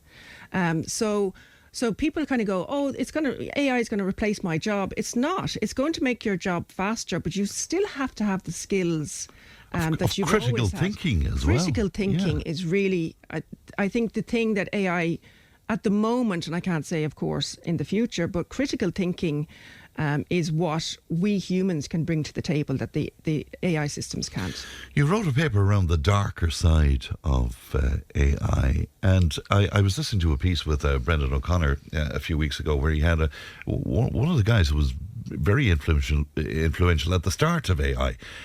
And he scared the living wits out of me because he was predicting where this is going to go, and he figures there's not enough regulation, there's not enough policing, and it could go anywhere, basically. Yeah, I mean, we are kind of on the cusp of, we don't really know where AI is going to go. It's moving so fast. And even if you look at the EU AI Act, they knew it was moving so fast. So they've kind of put in general principles into the Act as a catch-all. So, if an AI system is developed in 5 years and the Act can't govern it, can't, restrict it or whatever, we can fall back on the general principles and kind of go, well, is this transparent? Is this AI system transparent? I have the general principles here. We can go through them. Is it human-centric? That's a principle of the AI Act. What does that mean? Is it supporting humankind? Yes, is that absolutely. It? Yeah. Okay. Is it supporting fundamental rights of the individual? That's very big in Europe. Is it safe? Is it secure? And is it robust? So these general principles are put in place for the future because we don't know where AI is going. So, but I wouldn't Gartner's hype cycle, it's like any new technology, there's a huge amount of hype at the beginning. And then it kind of levels off and it becomes mainstream. We're in the hype at the moment with AI. So there's a lot of scaremongering. And there was, if you're old enough to remember the internet coming online, sure, a lot of scaremongering around that as well, and it's going to change everything. And the internet did change everything. But again, the regulations were put in place to protect people from, the real bad side effects of the internet. And I think that will be the same with the AI. But can we protect ourselves from some of the possibilities? In other words, AI working for itself, if you know what I mean, Maria. Yeah. And again, it's moving so fast. AI is moving so fast. So we have these general purpose AI models like ChatGPT. Again, they have to infer information if they fall, if they are a genuine AI system. So we haven't really sorted those systems out yet. Again, like I said, hallucinations can happen with these systems. And now they're starting to say that, well, we can't really get rid of these hallucinations. They're trying to get rid of these hallucinations, but it's proving very difficult. So we can't really rely on the output. And then we're on top of that then, right? So we have these big general large language models. And now what we want to do is we want to actually get agents to interact with agents. Based on kind of a system that hasn't been thoroughly tested yet. And I'm not being critical of how you interacted with AI, but is what AI does not determined by how you pose a question to it? In other words, if you said to it about your paper, create this paper for me, but do not include anything that is fictitious, only include what is absolute and is there online. Absolutely. Is that what the secret is? Yes, that's the secret. So you learn as well. Humans learn. You learn. So after that, I thought, oh God. So what I asked, the next step was, can you give me a link to all the references that you use? Right. And then you can then link to whatever it uses, and then you can assess whether it's a decent reference or whether it's not a good reference at all. So again, it's up to the individual. So like if it referenced Forbes, we'll say, or if it referenced a research paper from a very well-known researcher in the field, I would be able to say that's a reliable reference. But if it referenced an obscure newspaper from somewhere, halfway across the globe, then I'd say, no, that's not reliable. So again, you have to rely on yourself to, it can do a lot of the grunt work, a lot of the work that would take hours for me to look up and read papers and stuff. But you still need your expertise. You still need to understand the research process. You still need to understand whether it's about security. You need to understand your field of security or data protection or whatever. So it's a tool like everything else. But I wouldn't say to your children, don't bother going to university because we have AI now. And speaking of academia and the role of AI in academia, and this has been much discussed as well, and whether or not it's going to sort of make people very lazy at the very least. Do you have concerns around that? Oh, I do, yeah, because there is research now coming out. I don't have a reference for it, but there is research showing that if you rely a lot on ChatGPT, it is already affecting the brain. So what I would say to people is, okay, you can't stop using ChatGPT, but do your best to kind of learn your area of expertise yourself, and I really believe in, the university exams. They have to still exist because you need to learn your skills still. Like I said, AI is only a tool, and it does make you lazy because it's been proven to make you lazy. So use it with your own, precautions, so again, people coming into the workforce, university, or develop your expertise without ChatGPT or AI systems. Our mutual friend Paula Carney-Hoffler spoke to us recently, and she was homing in on the digital omnibus, that the idea of weakening, I suppose, the protection from the likes of AI and because GDPR is part of your field of expertise, are you concerned about this privacy? I am concerned, to be honest, but I do. Europe has a very good reputation for ensuring protections of their citizens. So I think there's pressure on Europe at the moment to kind of make the digital legislation that we're seeing more digestible. And I understand that because, I even remember last year looking at all the various different digital acts that we had to, as compliance people, that we had to, try and understand and try and digest in such a quick period of time. So I do understand the reason why they have this digital omnibus. They're trying to, make it cohesive, make the regulations that are coming into existence cohesive. So you have your EU AI Act, you have the GDPR, you have the e-privacy legislation as well. And over the last, we'll say 8 years or, since the GDPR came online, they've all kind of developed by themselves in a silo. So the omnibus is trying to give more clarity around, what regulation works on this aspect and what regulation do you need to refer to for various different aspects. So again, trying to get a kind of a more cohesive... But some people are concerned, and maybe it's conspiracy, I don't know, that under the guise of child protection, for example, we are giving access to a lot of our personal information. I mean, lots of our personal information. Yes. Yeah. Is that a concern? Well, I would say I'm glad we're in Europe, to be honest, because you look across the Atlantic and there's less protections there, So... there is a kind of a concerted effort to kind of make it easier for organisations. The omnibus is supposed to make it easier because Europe is now being seen as kind of too heavy on compliance and governance and not facilitating innovation enough. So they're trying to get that balance right. Whereas if you look at the US, they're very, very focused on innovation.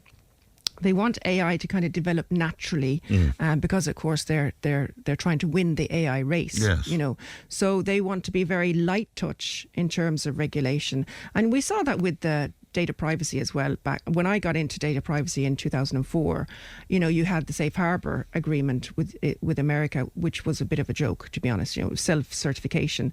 They didn't want any hindrance. They wanted innovation, and that's their perspective.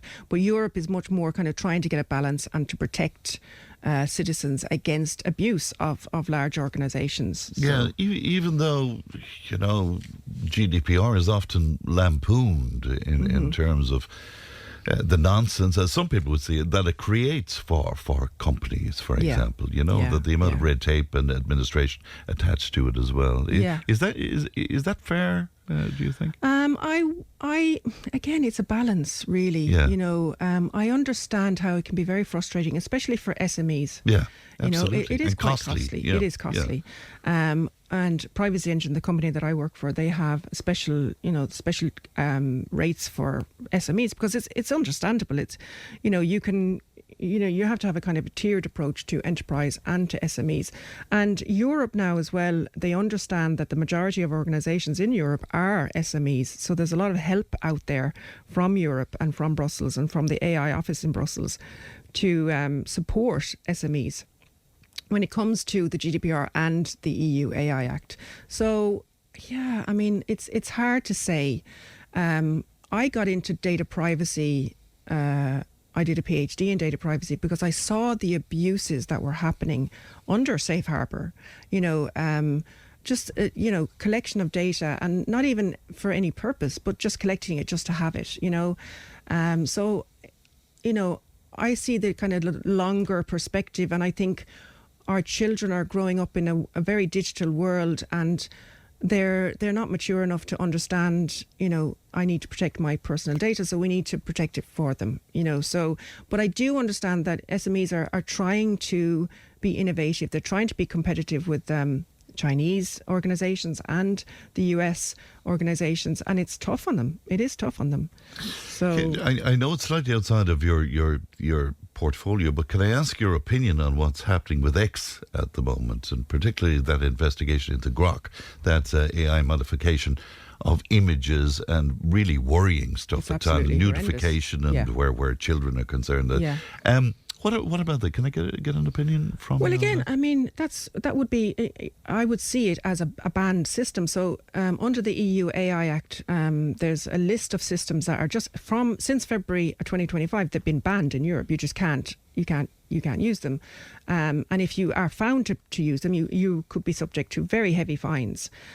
So, you know, I would imagine, and I can't say this for 100%, that system would be banned. And I would kind of maybe predict that one of the data protection commissioners across Europe will pick that up and say, look, this can't happen in Europe. You know, because what happened with ChatGPT that time when it first came into Europe, the Italian Data Protection Commission stopped it, paused it for Italy, because they said there was no legal basis for the amount of data that they were collecting. So, you know, I know that Europe now is trying to be more innovative, but these kind of systems, we do have a GDPR and we have the EU AI Act that will, you know, we can very quickly ban those systems and stop it from being used. Right, but we need the platforms to buy into this, Maria, do we not? Yeah. You know? Yeah. And that's the issue, isn't it? That's the issue. And we have the Digital Services Act, we have the Digital Markets Act. We're trying to, you know, again, create a level playing field for indigenous SMEs up against these large, very often American organisations, you know. So legislation does try and create a level playing field, you know, because most of them are American, you know, but we do actually rely on those platforms, unfortunately. Can I ask you finally, AI and the part it's going to play in our future, overall, is it a good thing? I think it's a good thing. I think it's very beneficial. I know there's a lot of scaremongering out there at the moment. But again, if you look at Gartner hype cycle, there's a lot of hype at the moment. I think eventually it will come, it'll settle down. It will be incorporated into the workplace. It'll be incorporated into our lives. Slowly, legislation will catch up and, filter out these dangerous AI systems that we're seeing now. And hopefully, eventually, we'll be, in a place where there'll be very, very good tools, even robots and so on, and there'll be protections in place. But I think we might have to wait a while to see that. Can you give us a few stop-off places that people might go to for, your own checklist, for example? Yes, just places that people could go for information, to inform themselves, because that's vital, isn't it? It to is. inform ourselves Absolutely. about what's happening. Yeah. So I work for Privacy Engine. It's an Irish SME. It has a data protection SaaS platform. And if you go up to our website, you can get an awful lot of information. There's lots of webinars there. There's a checklist there as well. And I can make that checklist. It's an AI compliance checklist.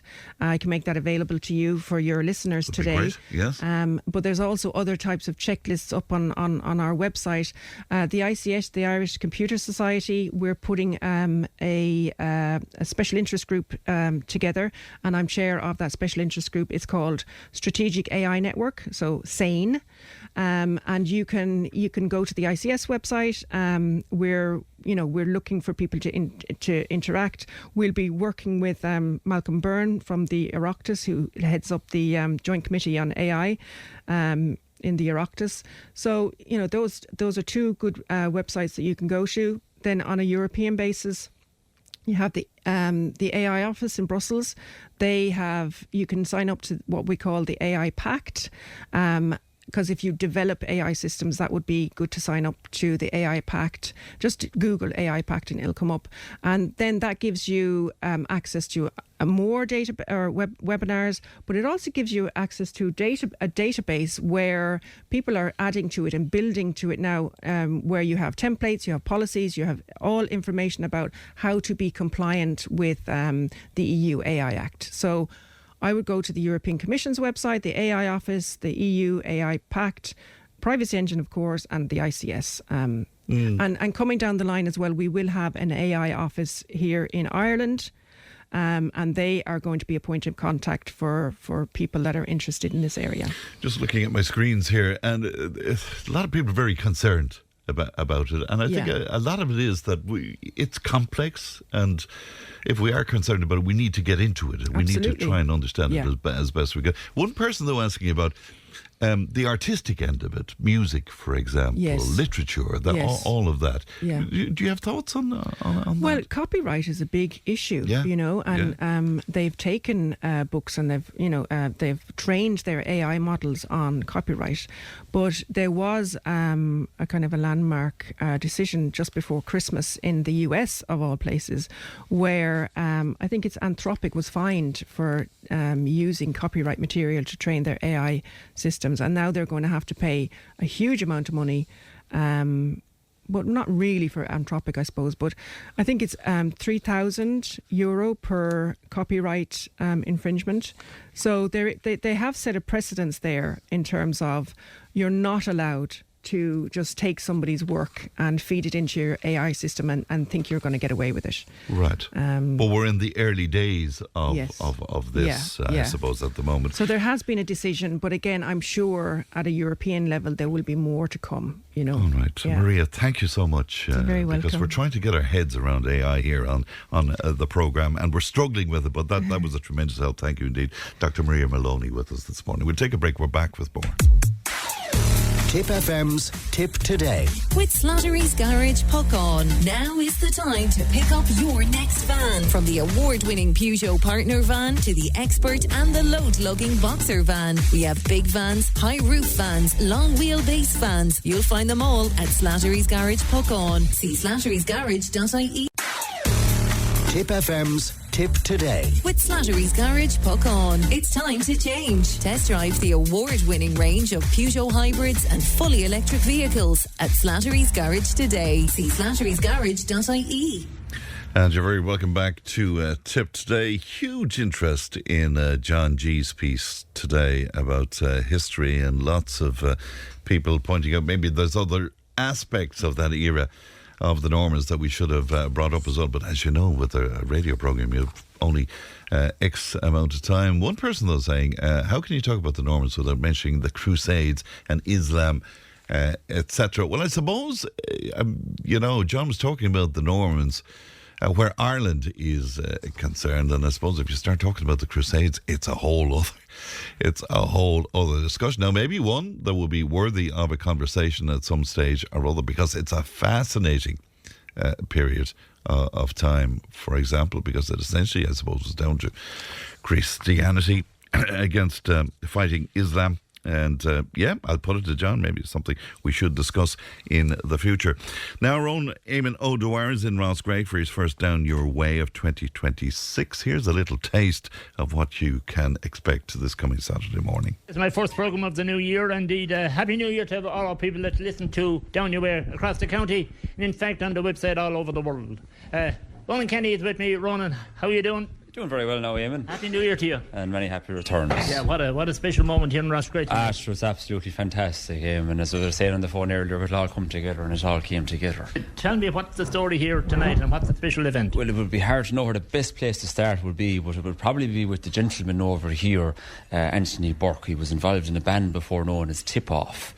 Okay. And we had a fundraiser here in town for hospice support coming out of COVID, known as the Tip Off Hospice Challenge, and we were all running 5Ks out in Knock. We were doing it out in Burnley Super Value, and it was a fantastic initiative. It brought all of the Killough and Coolderry and Knock and Roscrea Town, and even the Leash people got involved. Okay. But it was a great thing. It stuck with me. It only actually transpired tonight that it was Tip Off came from this gentleman's own band. Mm-hmm. So I suppose my experience has been Tip and Offaly always get on fierce well. I have a father from Roscommon, kind of Kennedy Club, and my mother from Tullamore. Mm-hmm. So I was always back and forth. I had no choice in the matter.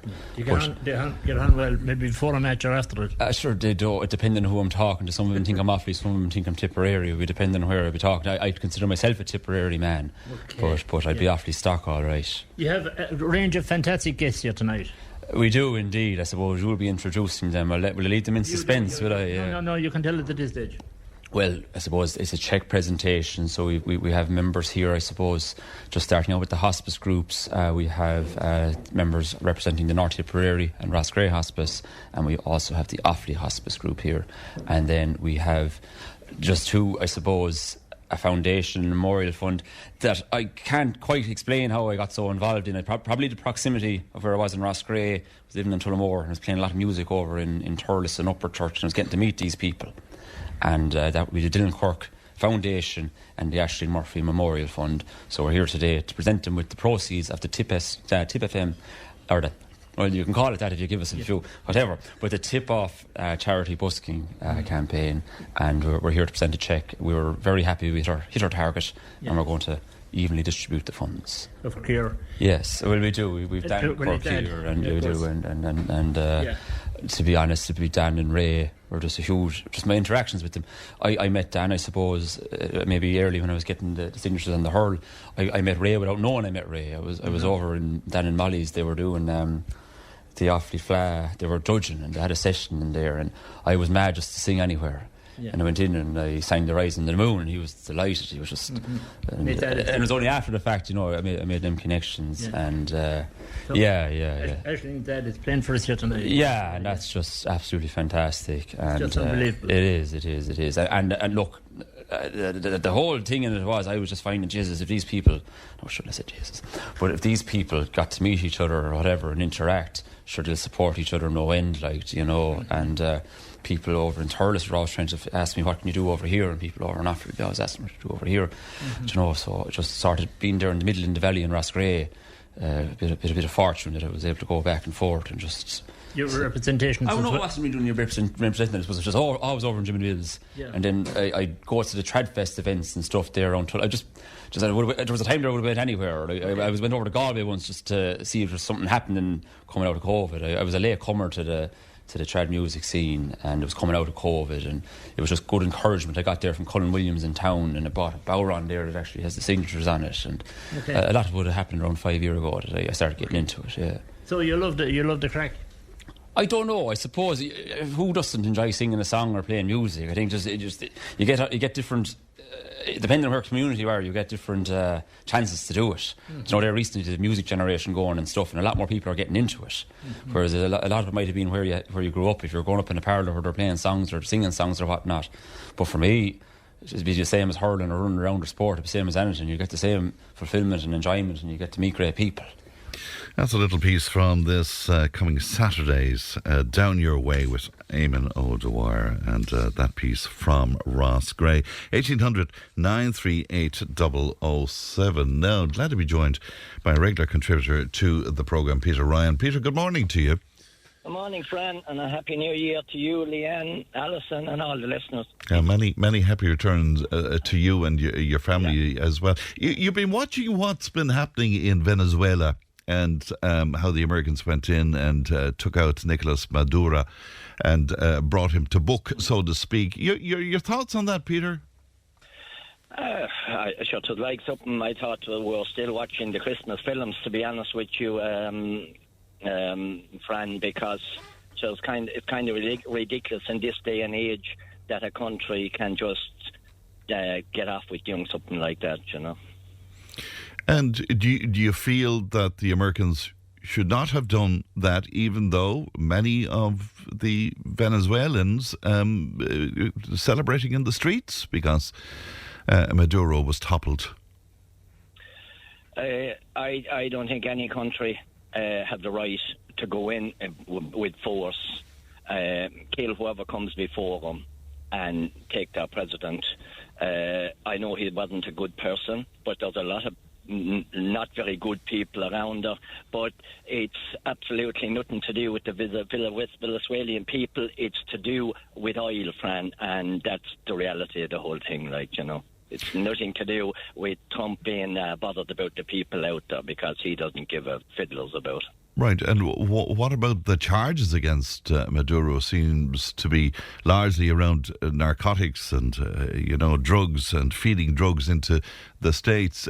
Just for the sake of argument, what about that? I mean, is Trump not entitled to attempt to protect his country from the influx of such large amounts of narcotics and the destruction that's causing the population in the States? Well, with the money that Trump put into flying around the world with all these specially trained people to bomb other countries, invade other countries, which they've done for years and years, if he brought those back to look after their own country, they wouldn't have a problem with drugs or anything else.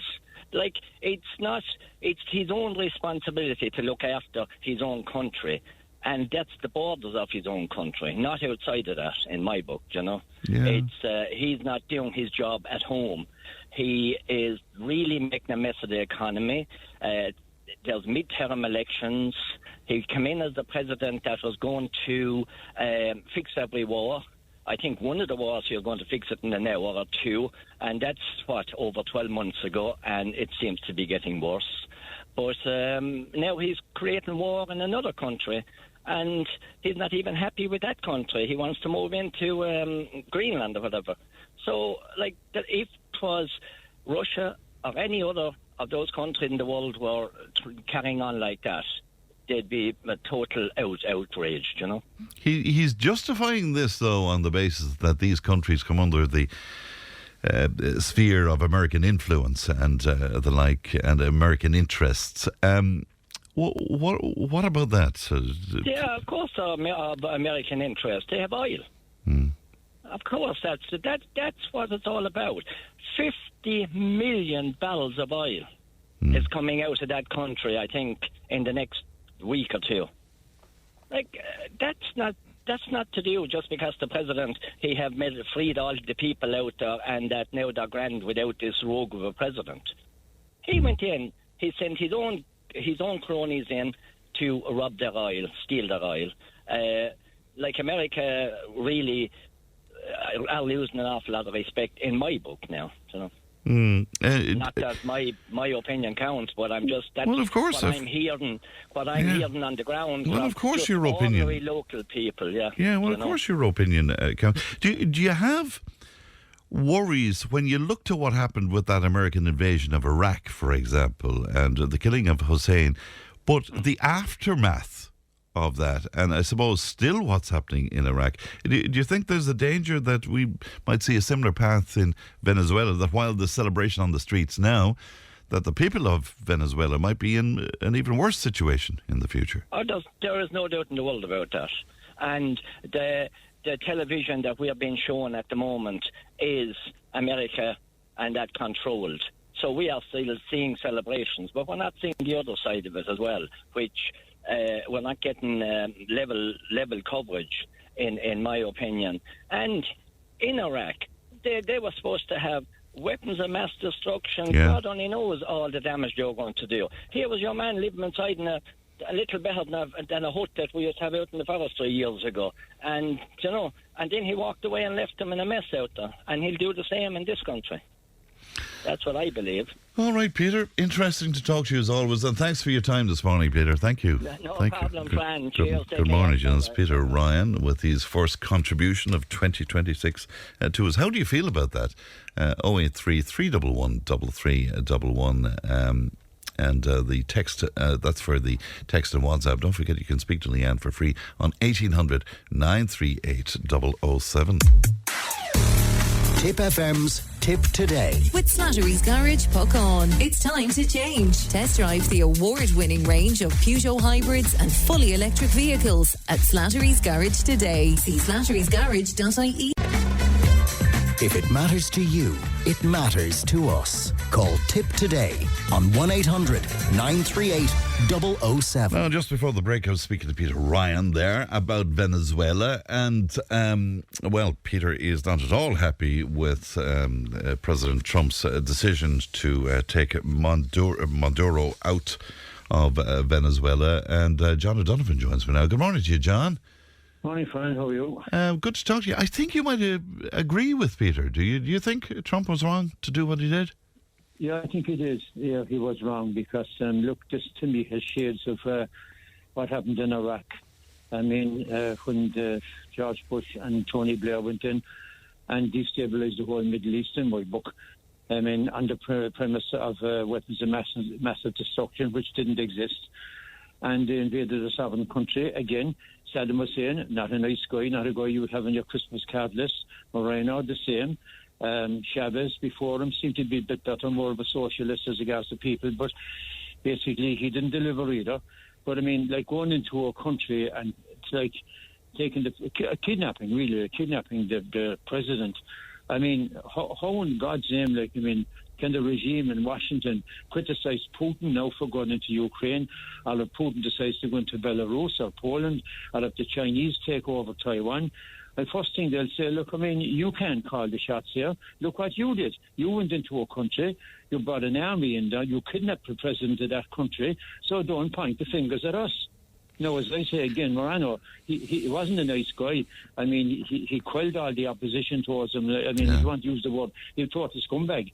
But, like, leaving that aside, you can't have you just going into countries and deciding to take out the president and kidnapping him and bringing him all the way across to Europe. Now, his argument to you, John, would be that, you know, what was happening with the drugs coming out of Venezuela was proving to be a threat to his country, Right. Yeah, well, we all know where the drugs are coming from. That's Colombia, right? That's the base.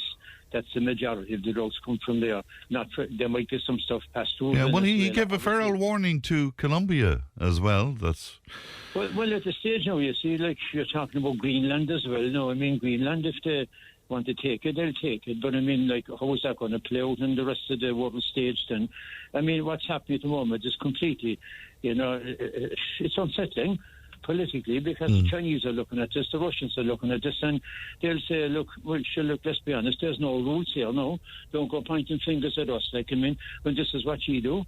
So, but does it hold anything for you that the people of Venezuela, largely, by far and away, the majority of them, are celebrating the fact that Maduro is no longer in control. Does that mean anything? I mean, he's no loss. Like, I mean, really, like, at the same time, I mean, that doesn't balance out. Like, I mean, that you go in and you take whatever kind of a president he is and the whole regime that, like, because you don't like it.